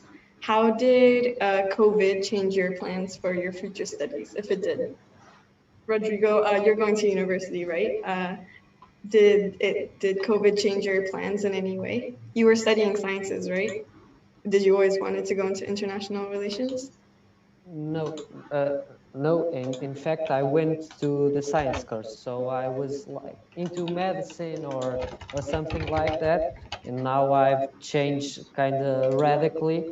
But yes, I'm going into international relationships internships. And no, COVID didn't play a part in my decision. I've wanted this for a year now, and I still want it, and I'm very motivated, and COVID hasn't shaken down any of my hopes. That's good. Maybe can I just jump in here? And then I want you to think beyond just thinking about COVID, but also, just looking at what's happening in the world today, right? So what, is the jobs that you maybe have thought of in the past still relevant? Is university relevant? Do we gosh, I mean, look at the climate impact of climate change, the jobs that are coming now that didn't exist 5 years ago, and maybe in 10 years the world would look completely different. So has that also influenced your mind? Sorry for jumping in, Francesca. I just wanted to say, don't just only focus on COVID, but it's interesting to me, Rodrigo, that you've changed your mind. What changed your mind? And why did you change from medicine to international affairs? So if you could maybe, I'm going to switch off again, but I just thought let's look a little bit beyond COVID as well. The answer is really simple. I grew up. It's just that. I grew up and I got other interests, and that's it. There's no particular reason. That's just it. Does anyone have anything they would like to share about their studies? I think in terms of my studies and stuff, my study choices have definitely changed a lot due to the fact that my passion has also changed during COVID, because now I had the time to freely sit down and ponder and research about each study fields and what they actually are in depth, instead of just seeing the surface of it. So I definitely got to know more about study fields and stuff, and what I actually am passionate about and want to further pursue in the future. Rashika, how about you? What do you want to study? Plans did not actually change that much because of COVID. My plans are still the same. In fact, they actually became more clearer. I really wanted to be a doctor, but I didn't know why. But after COVID, I thought about it and realized why I wanted to be a doctor. And yeah, it made me know what my passion was. That's great to hear. Does anyone else want to say anything about Mariam? The relevant parts. It depends on what you really want to do with your life. If you want to go to university, that's fine. If you don't really want to continue your study, that is also fine, but you have to have a backup plan. Like, you want to be independent. You don't really want to be trapped, like your parents give you an allowance every month, okay? You want to explore that. You want to have more, to be independent, to have your own household, to basically have control over your life. And I feel like if you're not going to university, that should be stable, to have a backup plan. And Corona didn't really affect my decision where I want to go to university. It did give me a few more options. I wanted to go to engineering, but I felt like that's not what I want. So I continued my path to study medicine. And my entrance exam for the university kind of made me feel happy. And when I was studying for it, I learned more about different diseases and what people were going through with these diseases. And I felt like I wanted to be a part of that. So Corona didn't really affect it. Would anyone else like to say anything? Megan, what would you like to do in the future? Well, I definitely think with not just COVID, but COVID did help with how much spare time I had to really think about what I wanted to do in the future. Oh, sorry, that's my brother. Yeah, I already knew I was good at English. That was like one thing that I really loved, but I also wanted to travel. So I kind of thought more about it. And my mom, when she was younger, she taught English as a foreign language to people. And then that means I could travel, but also do something with it. English. So it just that's kind of what I wanted to do, was English or travel. So that kind of gave me a better option. So yeah. That's really cool. I'm excited for you.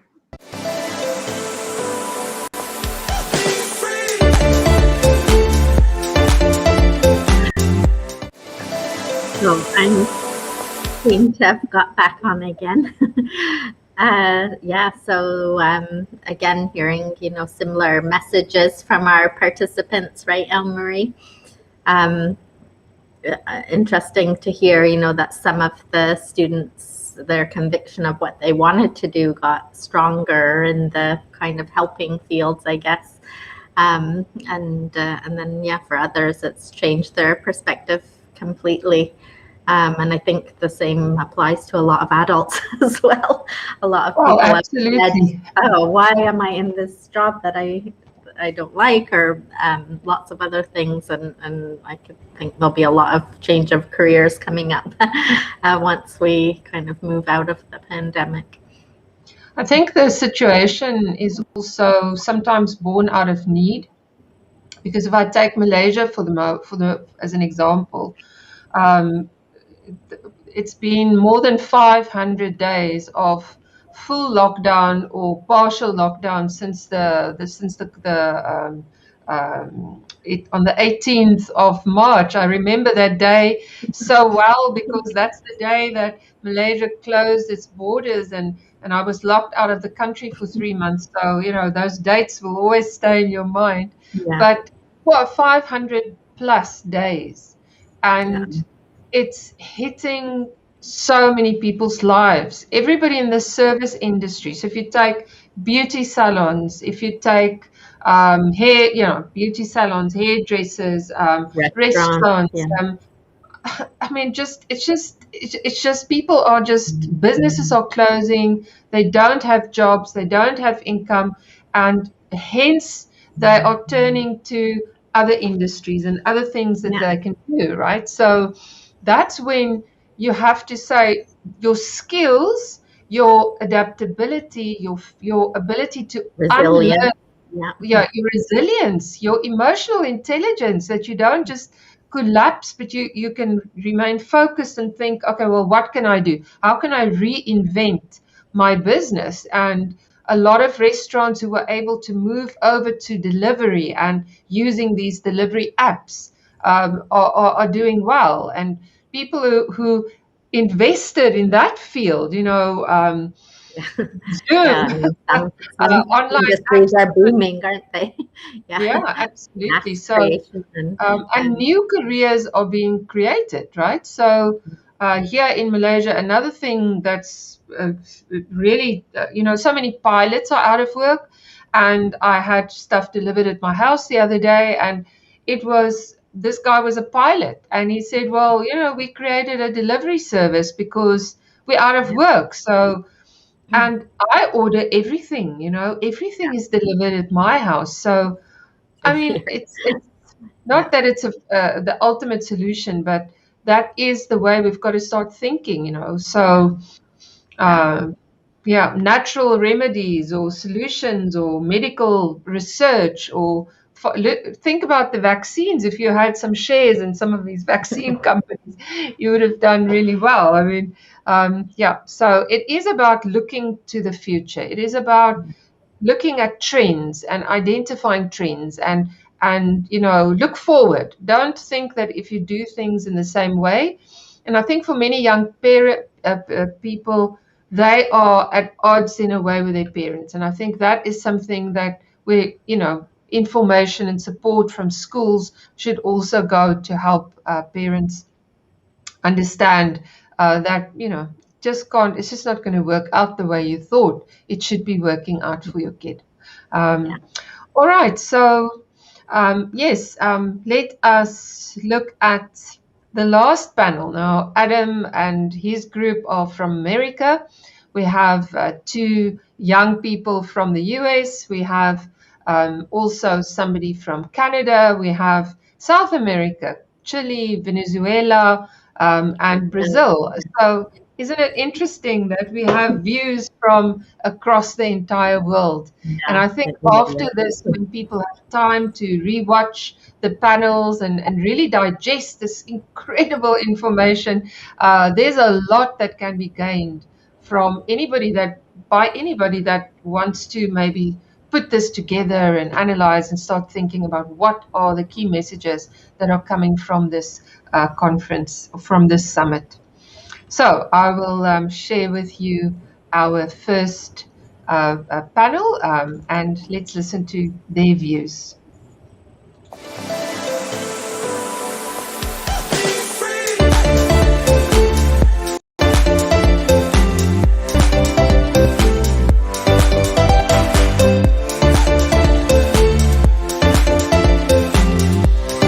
So the fourth topic is the future of work and further study. So we'll start with Hannah and Victoria, since you guys didn't completely answer the last one. I know we've talked about it a little bit, but how did COVID change your ideas about the future and your future goals and what you want to do after this is over? Because obviously we've been home for a while. You've had a lot of time to think about what you guys want to do. You guys are high school, going to college. So what are your goals for the future, and how has your thinking changed towards anything or what you want to do?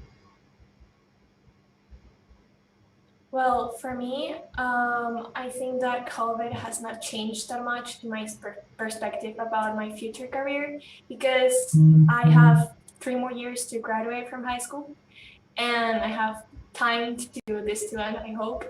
But if that doesn't happen, I think that, well, I am very decided. I have always been, and I knew, like, since I was a little girl, what I wanted to study. And having COVID with this, I think that that's not going to change. I do want to study in the US, because I don't feel studying. I don't see myself studying in Venezuela, but I think that is a process that I had to work on it. And I don't know, I feel like postponing my studies, for example, I wouldn't. I think that I will finish high school and go directly to college, because that is what I wanted to do. And that's what I finish college and then start work and continue with my future. And I don't know, maybe if COVID exists in 3 more years, I will see how it depends things, and maybe I do like a mixed way of studying, like sometimes some subjects in online and others that are more difficult in person, or completely in person classes. I don't know. It depends in what happened in 3 more years from now. Yeah, Hannah, what about you? What has your thinking towards anything changed because of the pandemic? Yeah, so like before the pandemic, I didn't have a great idea of what I wanted to do, but I also didn't have like an idea of what I could do or like what courses there were, because like I kind of only knew about like, your uncle or your auntie going, oh, you'd be good at this, so you should do this when you're older, like, oh, you're interested in that, so you should do this. But because of like the pandemic and all, and because of online school, I was able to go to like introduction courses or introduction days online, where I got to see all about different courses and different people and what they study and what they do. And so like it's given me a better idea of like some things that I could do or some things that I might be interested in. But at the same time, then like in Ireland you have like 2 big state exams, one halfway through your school and then one at the end. And I didn't get to do one of mine. So like now in like 2 years, I'm going in to do like the big one that like lets you into college and all, and I have no idea what it's going to be like because I never got to do the other one. So I'm kind of like, I feel like I'm going in a bit blind because I'm like, I don't know what this is going to be like. I don't know like what's going to be like sitting there for 3 hours filling out a sheet. So yeah, it's been good and bad. But I think overall it has given me like more opportunities of what I could do in the future. Yeah, so COVID online, it kind of created another pathway for you to kind of discover some things that you might be interested in, or some other skills that you might want to do in your future. And for the rest of you guys, or the 2 of you that already answered, if you want to jump in again, what skills do you think should young people develop? Was there something during COVID that like, communication skills lacked, or like post this pandemic, when we get past it, and hopefully that's sooner than later, when everyone's back out there, do you think there's something that's going to be lacking among, the younger kids. For example, I have a younger sibling who, has been at home this whole time, and they're going to go back out, and the past almost 2 years, they've been at home. So going out now, for a young child, communication might be difficult or things like that. But I want to hear your thoughts on it. Is there anything that you've noticed within yourself that maybe this is something I'm going to need to be better at?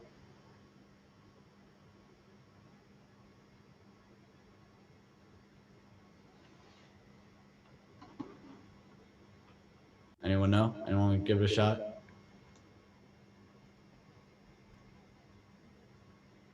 To be honest, I'm thinking, because this question is a really good question, something that I need to be better at. So the pandemic, not something that you've seen in yourself, but just among anybody, any of your friends or something. like a skill, like it's important. Yeah. Okay. Yeah, like you said, communication is going to be hard. Like for your sibling, for example, he's a kid. Like he needed to be around other children, and he wasn't. So it probably will be hard for him. But I think that a good skill, a good thing that everybody should develop is the communication, like the way that you respect another person, the way that you can be there communicating and respecting other people's opinion. Like here, we are here hearing out, we are here learning from many people. So I learned from Victoria, I learned from Owen, from everybody here, many things that they learn in their country from their experience. And nowadays people are very, they don't tolerate, different opinions, because of course social media has come, and then we became less tolerant because we were, on the screen, no one seeing us. So when we go now outside, it's different. We can't just say whatever we want.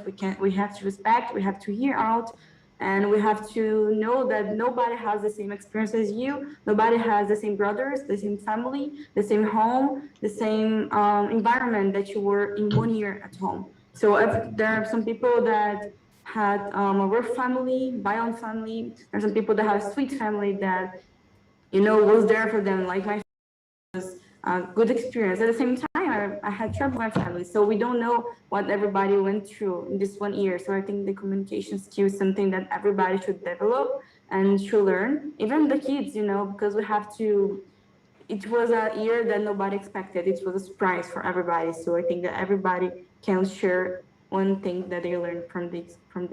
I think this is a good thing.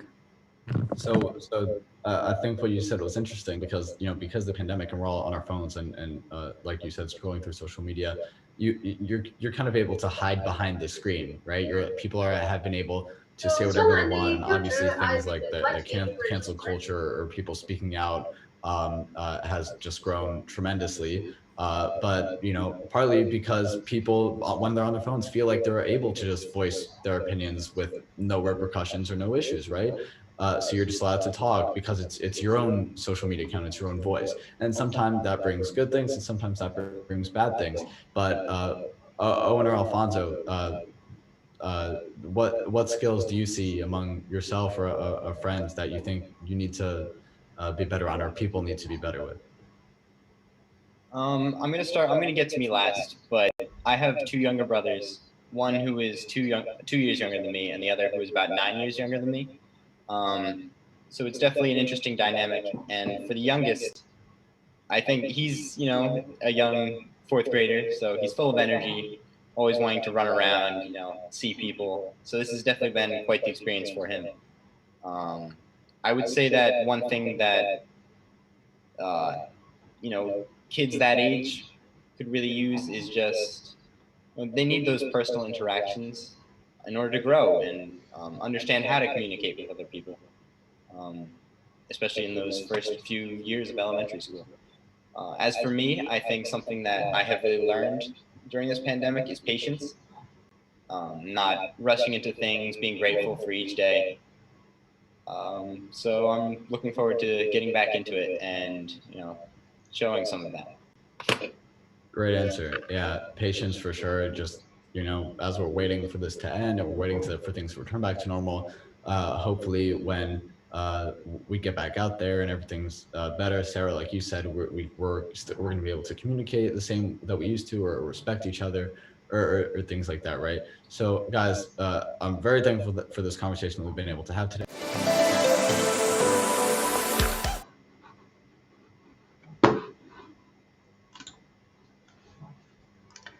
Right, so that brings us to the end of our panel discussions, where our panelists have been focusing on the impact of COVID and on their decision making and their future decision making.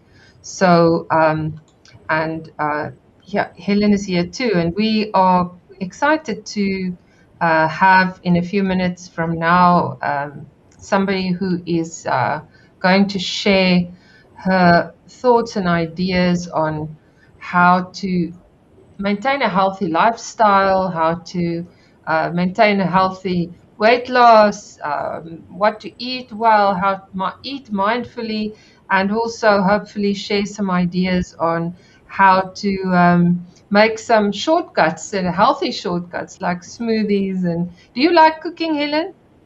Nope. That's why I married a chef. Yeah. That's a good idea. That's a good idea. Definitely my weak point, but yeah, I love like things like smoothies are so great where you can just do it quickly, and salads and things. So that's I'm looking forward to this session as well. Absolutely. And I thought what I could do, what we could do while we are waiting for Shamini to join us in a few minutes from now, is just to think about some of the key takeaways throughout the conference. I mean, or the summit. I keep on saying conference. What would you say is some of the key ideas or things that have come through from what all these kids were saying?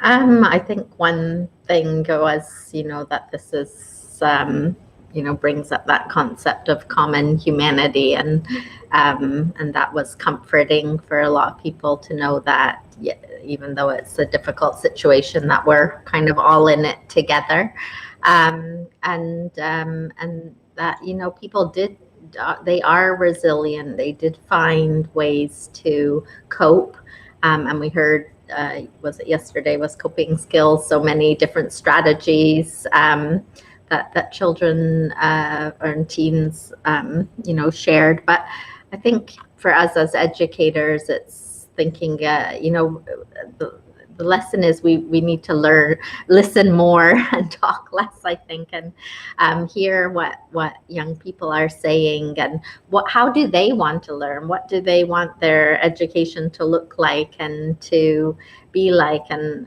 one of the things that stood out for me was that I heard several times was students saying they would have liked more certainty in a very uncertain situation. So I think, yes, we don't know what's going to happen, but we maybe could make a decision and say we're going to stick with it. And the other thing that really stood out was, was that, this emphasis still on exams, and it really does seem a bit out of place in the context of a online schooling and pandemic and things. So I think there's lots of other ways that we can help children to know where they are and where what they need to learn, what their strengths are, without doing kind of more and more formal exams that are so heavily weighted, which a lot of students obviously felt were unfair. And then we heard a lot about the whole cheating online thing, which could have been because people were panicked and stressing. And one thing that really stood out for me that made me sad was I can't remember who said it, but that people were just going through the motions, like pass the next test, without really absorbing any of that information. So yeah. And welcome, Shamini. Yes. Lovely to lovely to have you here with us, Shamini, and great to let me just try and get us all on the same. Inviting me. I'm so pleasured and honored to be here, Marie. That's great. So yeah, it's we are also experimenting with some new technology. So up to now, it worked beautifully to have us all on the same screen, and suddenly it's not working that well. But in any case, we are here and we can see you well. And thank you so much for joining us today. You're a young mother, and I mean a mother with young children.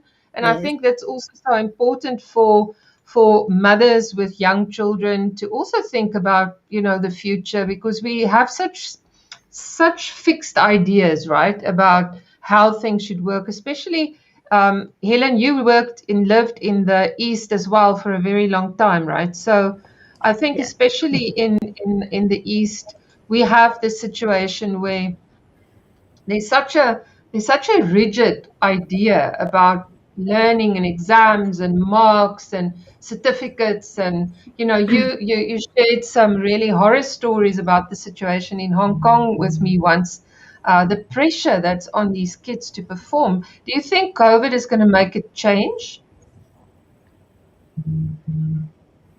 Are you asking Shamini? Yeah, I'm asking. Do you think that it will change? And Shamini, you can also share if you have a thought on that. I mean, being a young mother and with the different ways that you now see learning is happening, do you think this pressure on exams and exam marks, will it change now in this part of the world?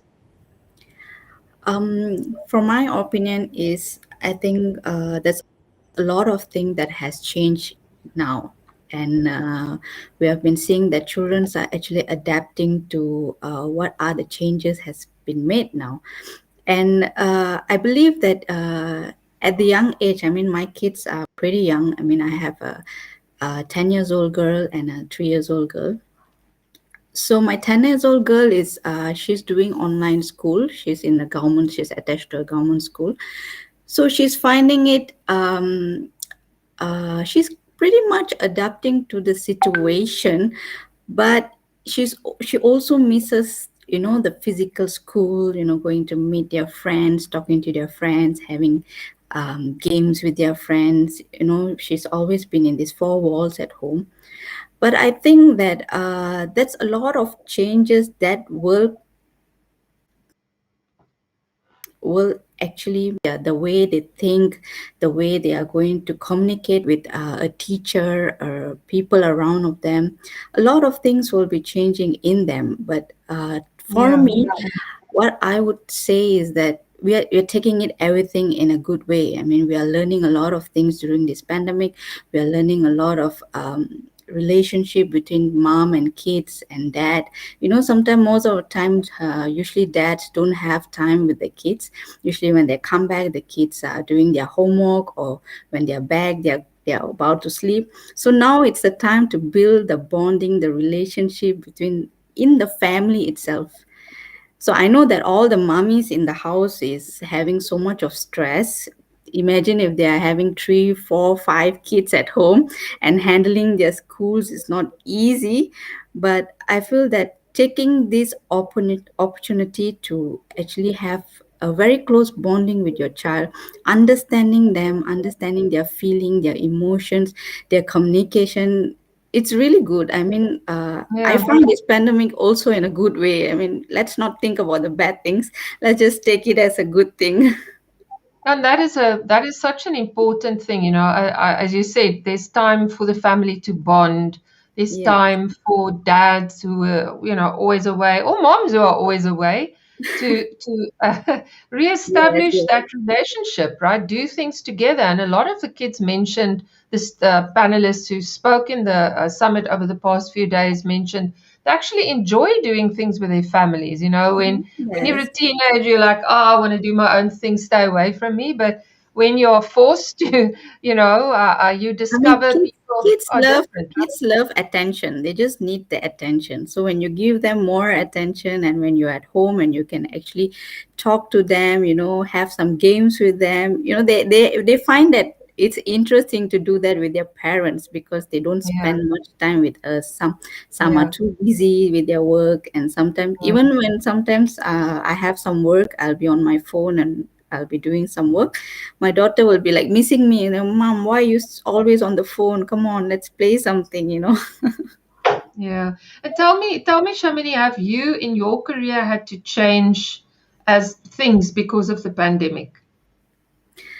My career has been really bad during the pandemic, because I'm mostly outgoing. My work is, because I'm a beautician, I do mobile spa. So I usually go to my client's place, my customer place, to their house. I do it in their house. So this has really been a bad situation for me, because we can't go out. We can, you know, we have to be distant with people. We Yeah. have to have social distancing, and my business is totally down now. I don't have anything to do with my mobile spa since it's closed. So what I have came up onto this pandemic is getting to build a community around women, to bring them together and to actually encourage each another. That's why I've started my self-love campaign on The Ardens. If you have known, right? I have the Instagram called The Ardens. That's my beauty brand actually. So during this pandemic, I feel a lot of women were going through a lot of mental illness, mental stress. I mean, they have been. It's a sudden shock to them, where kids are at home, their husband at home, and there's too much to handle. It's like a culture shock for them. Yeah. So a lot of distress was going on. So when I communicate with most of the women around. I mean, I have communicated around India, Canada, and California. We have came to know that women need women to encourage each another. So sometimes, That's a good point. yeah, sometimes when we talk something to our husband, they don't really understand what we are saying, because our emotion and their emotions are totally different at time. So it's always great to connect with another woman when they actually understand our true emotions, in when we are going through something, when we need some advice, or we need to seek help. You know, it's not wrong to seek help. So I find that instead of, you know, being in the generation of women disgracing another woman, it's now the generation to encourage another woman.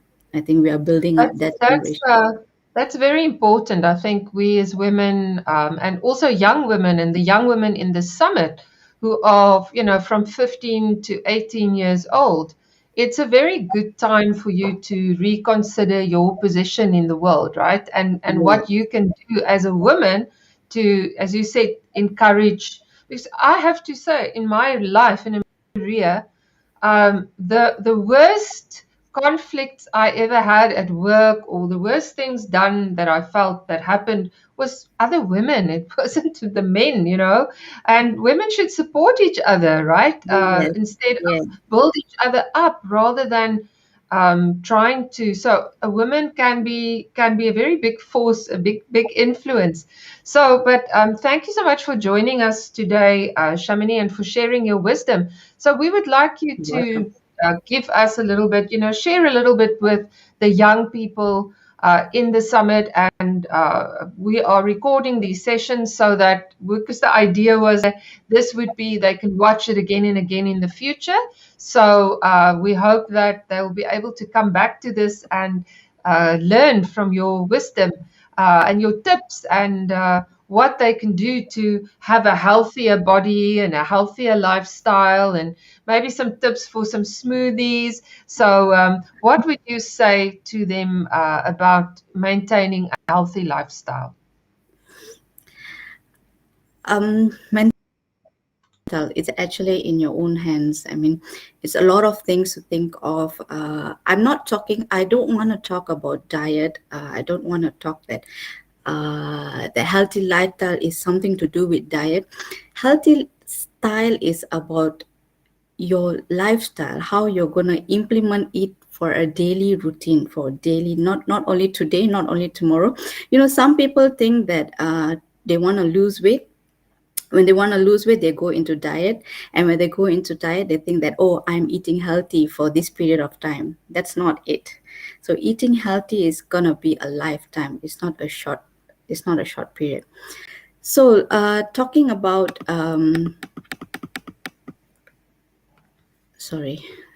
talking about eating healthy, there's a lot of things to consider here. So firstly, I would like to say that it's our daily routine is how we are taking it in our food basis. So when we are talking about food and drinks, so it's better to limit your sugary drinks. So students, especially students, I know that you always like to have something cold, something chill, something sweet. Whenever you feel thirsty, you try to opt for orange juice or apple juice. But the content of sugar in such drink is too high. It's too high that people overlooked it. Some of the market, they do these gimmicks that they write that it's 100% pure juice, 100% pure juice and all, but it's to be honest, it's not true. If you look at the nutrition facts of it, you can see the sugar content of the drinks are really high. Yes.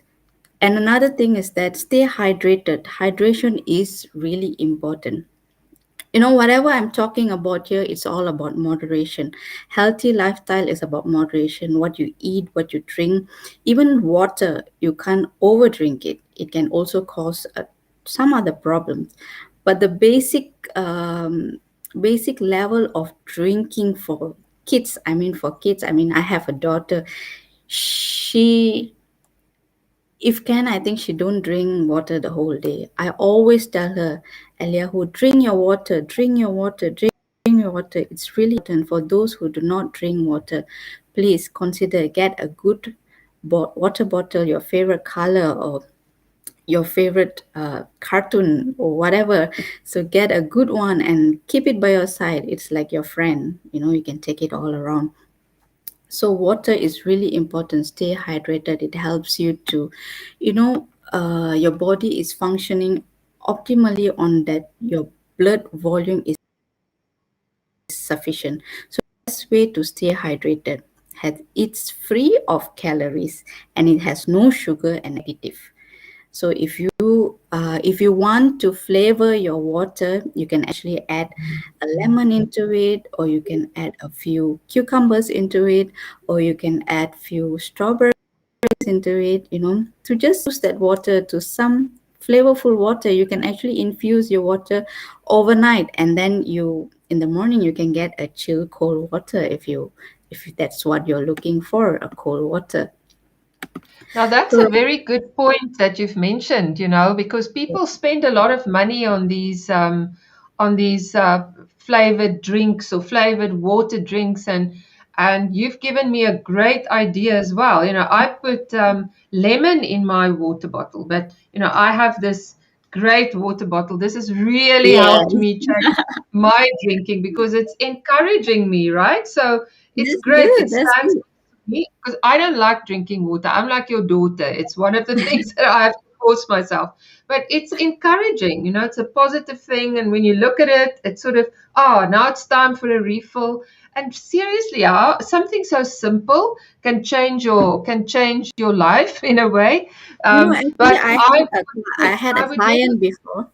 I had a client before that she doesn't even drink water. She just doesn't like to drink water. She prefers drinking coffee, tea, something like that. But she don't drink plain water.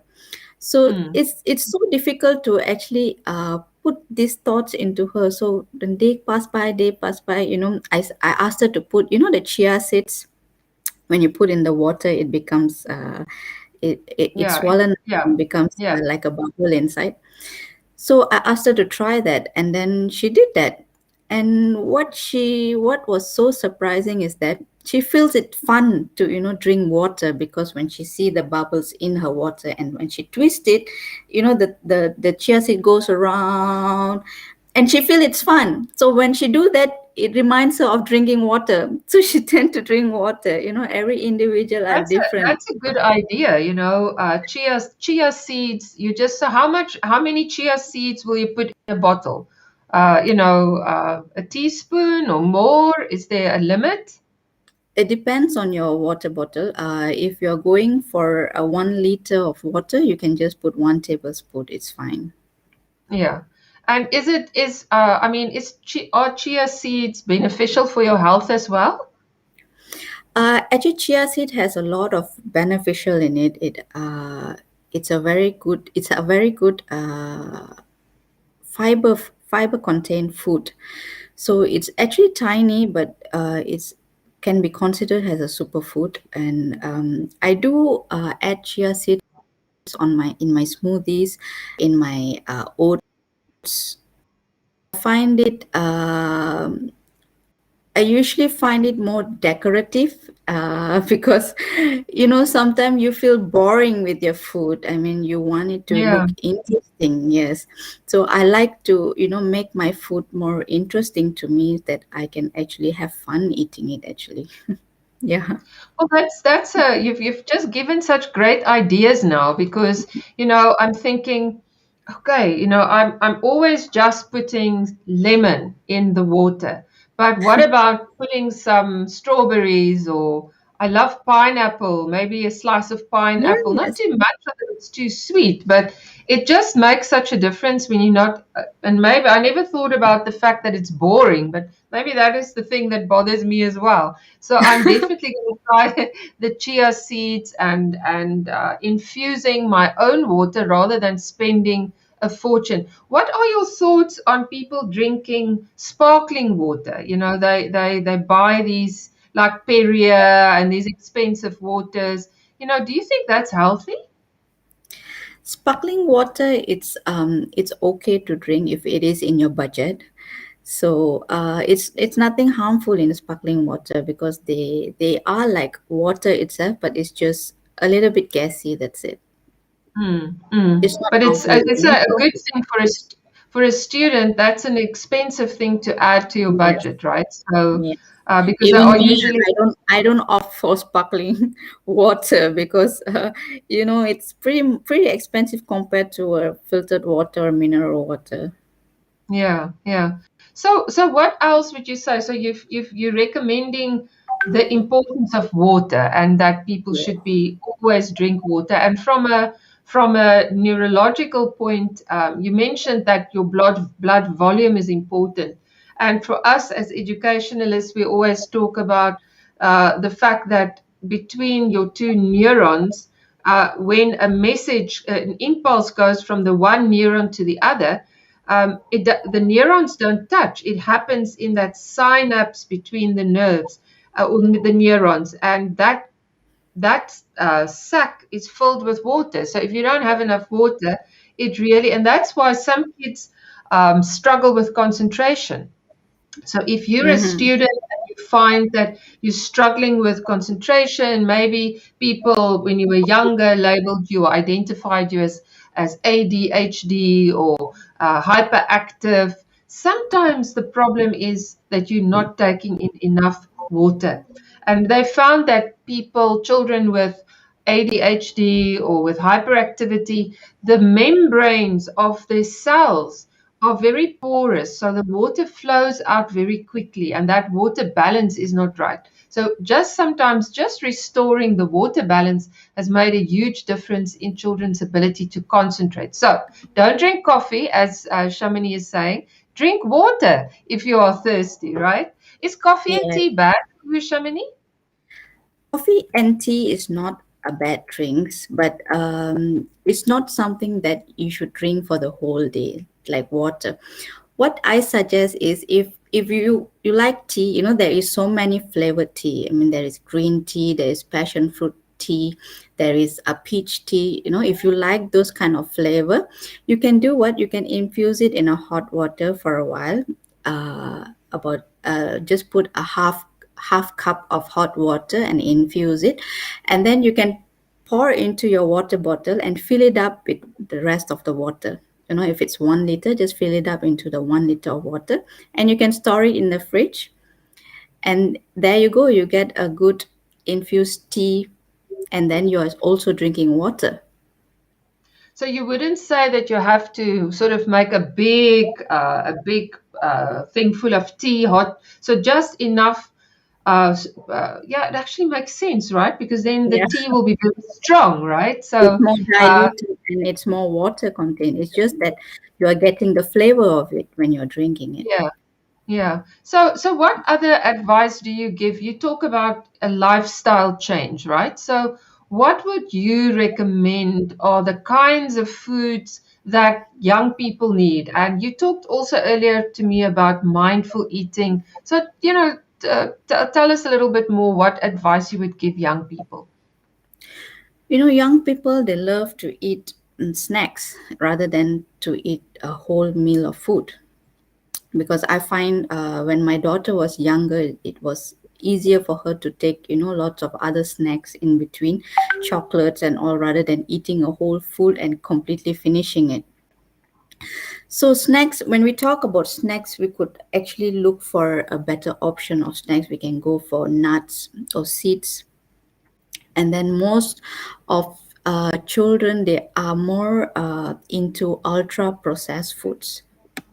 So when we talk about ultra processed food are food that containing ingredients that are significantly modified from their original form. So they are often addictive. They are like they have added sugar. They are highly refined oil, salt. They have lots of preservative in it. They have artificial sweetener in it. They have color content in it, and they have lots of other kind of seasoning or flavoring as well. So this is what in Malaysia, most of people, they like to eat Maggi mee. It's a very simple food that you can just put it in a hot water, throw in the seasoning, and voila, you get a hot noodles. This is what most of Malaysian will opt for when they come to easy cooking, So I would suggest those children or kids or students do not opt for this kind of ultra processed food, because it's really bad for your health. It's maybe currently you won't be feeling anything. You are just fine. Maybe when you are older, when you get older, you tend to see the difference in your body. You get more fatigue at times. You are weak at times. Your lack of concentration and focus. It's more for a long-term process, when we talk about healthy food. So rather than food, we really need to get enough of sleep for a day. A normal human like us, we need actually a minimum of 7 or maximum of 9 hours of sleep. So why sleep? Why do we need to sleep? Poor sleep can actually drive insulin resistance in our body.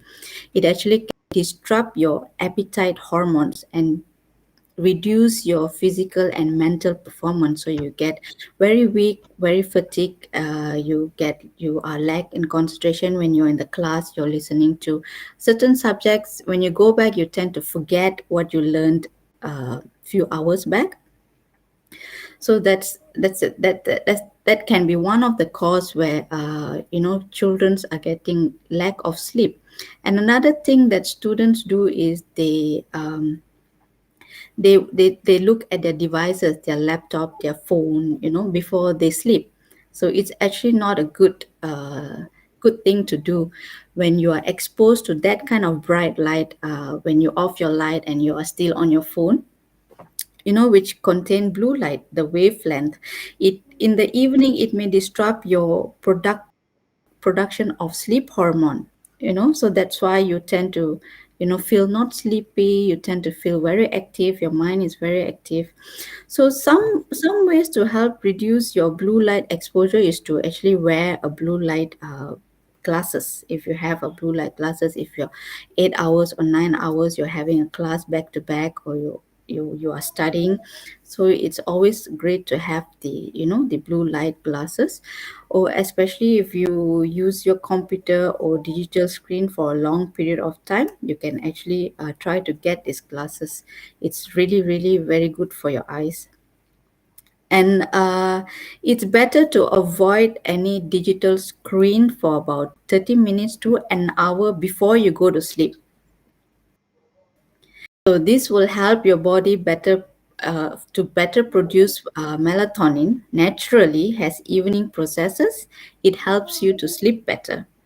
So this is a really good contribution that all students need to have in mind. So have have a schedule, have a discipline, to do not use your phone before you go to sleep, at least 30 to 1 hour.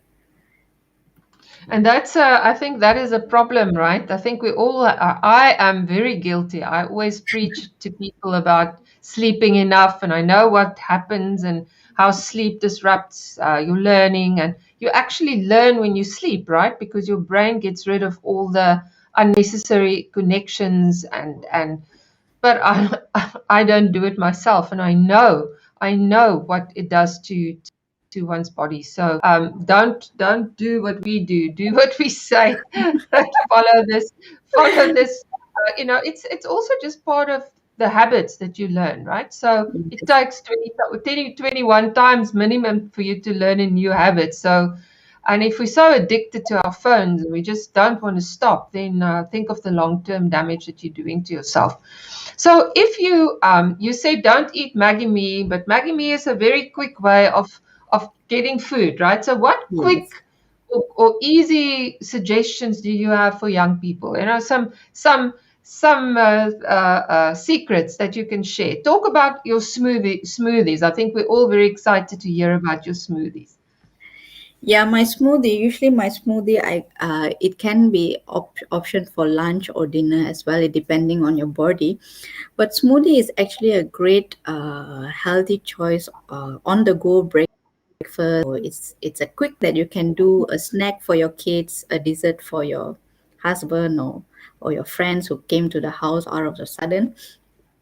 But I would like to give you this advice to not overdo it, because smoothie, when you overdo it, it's not so nutrition choice, because it can level up your calorie, and it can also be loaded with sugar, because fruits basically they contain sugar.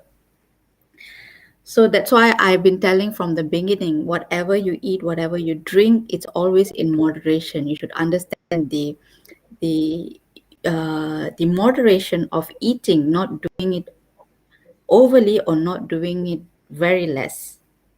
So and that's a rule for life, right? My mother used to say, whenever you put two in front, TOO, too much sugar, too much screen time, too much of this or too much of that, it's not healthy. But would you say, I mean, do you have some I know that and I will definitely post your link, your Instagram link, so that people can follow you and see all your wonderful recipes that you share there.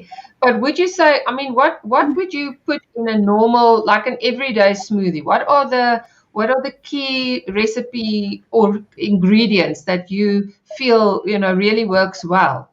You mentioned fruit. Do you always have to put fruit in a smoothie, for example? Yes, fruit is the base, because that's the carbohydrate that we are going to get from the fruit. So what I would suggest is that you have at least 2 or 3 type of fruit and vegetable. You can actually add vegetable into your smoothie as well. For those who don't like to eat vegetable, maybe you can try to have in your smoothie, because sometimes when you put it in your smoothie, you don't actually have that that taste, that flavor of vegetable in it. So it's easier to drink it. So what kind of vegetables can you put in a smoothie? I have visions of, I can't imagine. Is it mostly green vegetables? Yes, green vegetable, green leafy vegetables. You can go for spinach, you can go for kale, you can go for lettuce, any salad type of vegetable, the lettuce, the coral vegetables, and all the What leafy. about avocado? Can you put avocado in a smoothie as well? Yes, you can put avocado in your smoothie. It's very delicious to put avocado in your smoothie. And what would you mix with what kind of, it's just intriguing to me because I would never think of putting vegetables in a smoothie, right? So, but my head tells me it must be very healthy. So, how would you build it up? Do you put just fruit and then maybe some vegetables and ice and water, or what else do you add? It's actually according to your preference, what do you like, because some they do not like dairy, so or maybe they are lactose intolerant, so they can go for non-dairy based like almond milk or cashew nut milk or even coconut milk, or they can also try coconut water. Coconut water is really a very good option for those who are lactose intolerant. And also coconut water, it cools down the body when it is a very hot day or something. You can actually put in the coconut water to have your smoothie. You can also, if you do not like any dairy or you do not want to put any dairy base, you can actually just put in water. It's basic. You can put in water, you can put in your infused green tea, or you can have a scoop of coffee in your smoothie. It's really up to you how you want to do it and how you feel like. Smoothie is actually it's your own creativity. So you build your own. So you can build your own. You can. That's quite exciting, right? So you can actually make your smoothie as interesting and exciting as you want it to be, right? So that's quite exciting. Maybe we could have a smoothie competition and see, let people send in some recipes and see who comes up with the most interesting smoothie, Shamini. Yes, there's a lot of things that you can add in your smoothie. You can add in you can add the herbs into your smoothie like parsley or mint, or also if you offer different table, you can go for like carrot, those sweet kind of vegetable, even sweet potato, you can add it in. Would you cook it first, So or they would have you take lots it of raw? type of vitamins. Sorry, we have a bit of a connection. For pumpkin, yes, Internet. for pumpkin potato, you just yes. I'm getting you quite. Yeah, we actually supposed to cook the sweet potato or the pumpkin because you can't be grinding it. It's hard. Or you can steam it before you put it into your smoothie. Oh, I've learned a lot because I'm a terrible cook. So I just had visions of putting this raw vegetables into my smoothie. That is Yes, very if it's a leafy green, if it's a leafy green vegetable, you can actually just wash it and put it into your smoothie. Unless if you do not like very raw taste, maybe you can just dip it in for a moment and just take it off and put it into your smoothie. It's up to you. Interesting. You like it. That's very interesting. So actually, sometimes for student, if they want, they are rushing for school or they are rushing for class, and they do not have time to do breakfast, anything like, they can add their smoothie a day before or a week before. They can just into the Ziploc bag for 7 days. They can make a 7-day Ziploc bag, and then they can put on what they have, banana, some green vegetables, and then oranges, and then they just lock it and they put it in the freezer. So they actually have the 1 week wraps in their freezer for a healthy breakfast. It's very easy to do it because That is a good idea. So you could make Yeah. Sundays your weekly smoothie day, and Yeah. or sometimes you make a lot, right? So it's too much for one meal. And I never shows how little I think about this, right? I see Magda is saying smoothies with pumpkin is my favorite. Well, Magda, I have really learned something tonight. Pumpkin would be the last thing in my mind that I would imagine putting in a smoothie. But I can imagine the color would be nice, right? A lovely orange color that that your smoothie could be. So Yes. yeah, that's a good idea. So you don't have to. Do you freeze it or you just put it in your fridge? I I mean, do freeze you it. put I usually like to freeze my fruits because I feel that the texture, when you blend it, the texture is more like ice cream texture.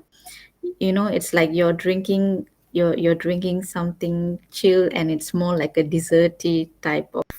If you Yeah, like that's sweet things, yeah. if you are a sweet tooth like me, I mean, you will love it. So you've mentioned a few things now. You've mentioned water. You've mentioned balanced food. Don't overdo. Don't drink too many smoothies. And think, what is happening to me? Why am I gaining weight? I'm enjoying a healthy lifestyle, right? What about Yes. exercise, Shamini? I mean, you do these exercise programs with people. So what is the balance between healthy eating and a healthy mind and exercise? I mean, isn't it enough to just say, okay, well, I'm eating healthy, so my body should be okay? I would say that whatever goes in, it has to come out. So calorie in, That's a good calorie one. out. Yes. So actually, exercising, it has to be a part of your lifestyle. It's either you're going for a 30 minutes walk, or either you're just going for a jog. Anything, just add it into your lifestyle. It really will help you, not now. Maybe you feel you are so well doing now, but in another 5 to 10 years time, it really will help you. It's all this healthy eating, healthy mind, healthy body. It's all for your future. It's not what you're doing for yourself now, but it's all for your future. You will thank yourself for doing it now, actually. Yeah, that's. I think that is the best advice ever, right? So, you think that, look at me, I'm healthy and everything, Yeah. but once you get older and the creaky joints start, and all the things that we struggle with, and we're like, why didn't I change when I was younger, right? So, and Yeah. it's a tough thing. Like when you're young, you always think, oh, I've got so much time, but time does, it's not infinite. So the more you do for yourself now, the better. That's really good advice. So do you want to leave a last message for young people, Shamini? You spoke about loving yourself and how important that is. If you were to give advice to your young self, if you were to be able to go back in time and talk to yourself when you were a youngster, what would you say? What would be the advice you would give? It's a When I tough was question. younger, there's so many things that I would like to change when I was younger. Because when I was younger, I wasn't the active person. I wasn't taught really well to be active. What I thought active was is, just going for a jog and just going for a walk. Just that's always my active life. But being active is so much different when I get into it, because it changes how we think, it changes how we feel about our body, it changes how we want to react to certain situation. It actually calms our mind down.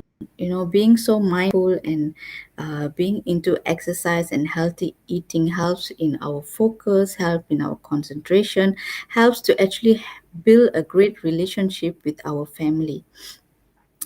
Sometimes I used to be very stressful when I was younger, because it's not because of my education or something like that. I felt that I was not self-confident enough.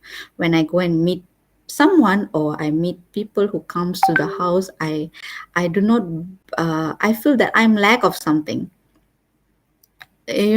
So when you feel that way, it's how something is wrong with you, something is wrong with your mind, something is wrong with your body, that you feel that you have lack of confidence. You have to find the point there. Why am I having lack of confidence? Why am I not trusting myself? Why am I not liking myself? Why am I not understanding myself? So talk to Yeah. yourself. That's how I talk to myself. I ask myself, what is wrong with you, Shah? I go to the mirror.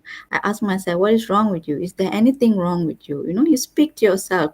There's sometimes when you look yourself in the mirror, you can find an answer. It's something great to talk to yourself. Sometimes when you feel a long stress, when you talk to yourself, you can actually on your mind and feel refreshed. To start again. That's more good advice. So you've been giving us so much good advice tonight, Shamini. Thank you very, very much. Talk to yourself. Where I grew up, we were told, people who talk to themselves are crazy, but actually, I think it's very useful, right? And I actually laughed last night. It was very late, so I didn't follow your advice. It was very in the early morning hours, and I was walking in the house. I was looking for my phone, and suddenly I just started singing. I sang like this opera star, and this loud voice, and I just like I enjoyed it so much. I was singing, and I found my phone, and I was dancing around, and I felt so good after I did that.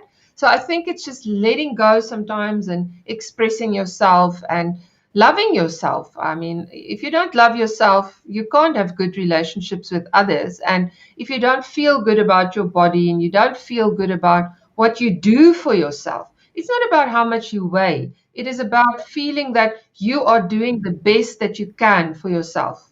And then you will accept yourself, right? And that's what is important.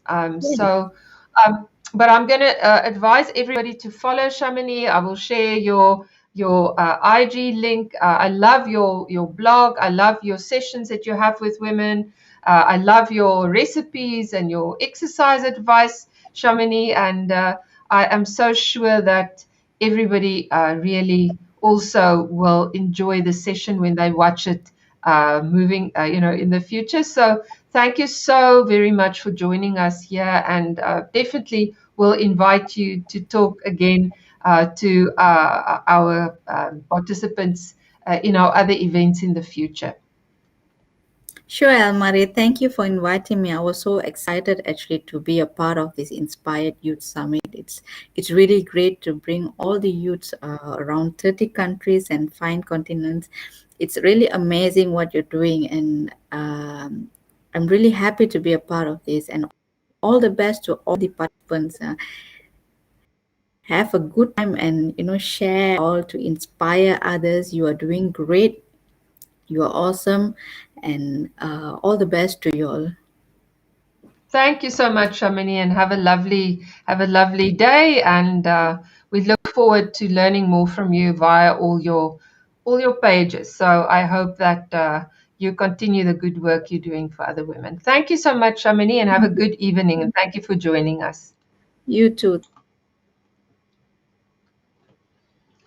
Well, that was great to have Shamini with us tonight, and I hope that you enjoyed it. And if you watch this replay, the video in the future, please share with her your feelings, your feedback, and what you think of the positive contribution that she has made.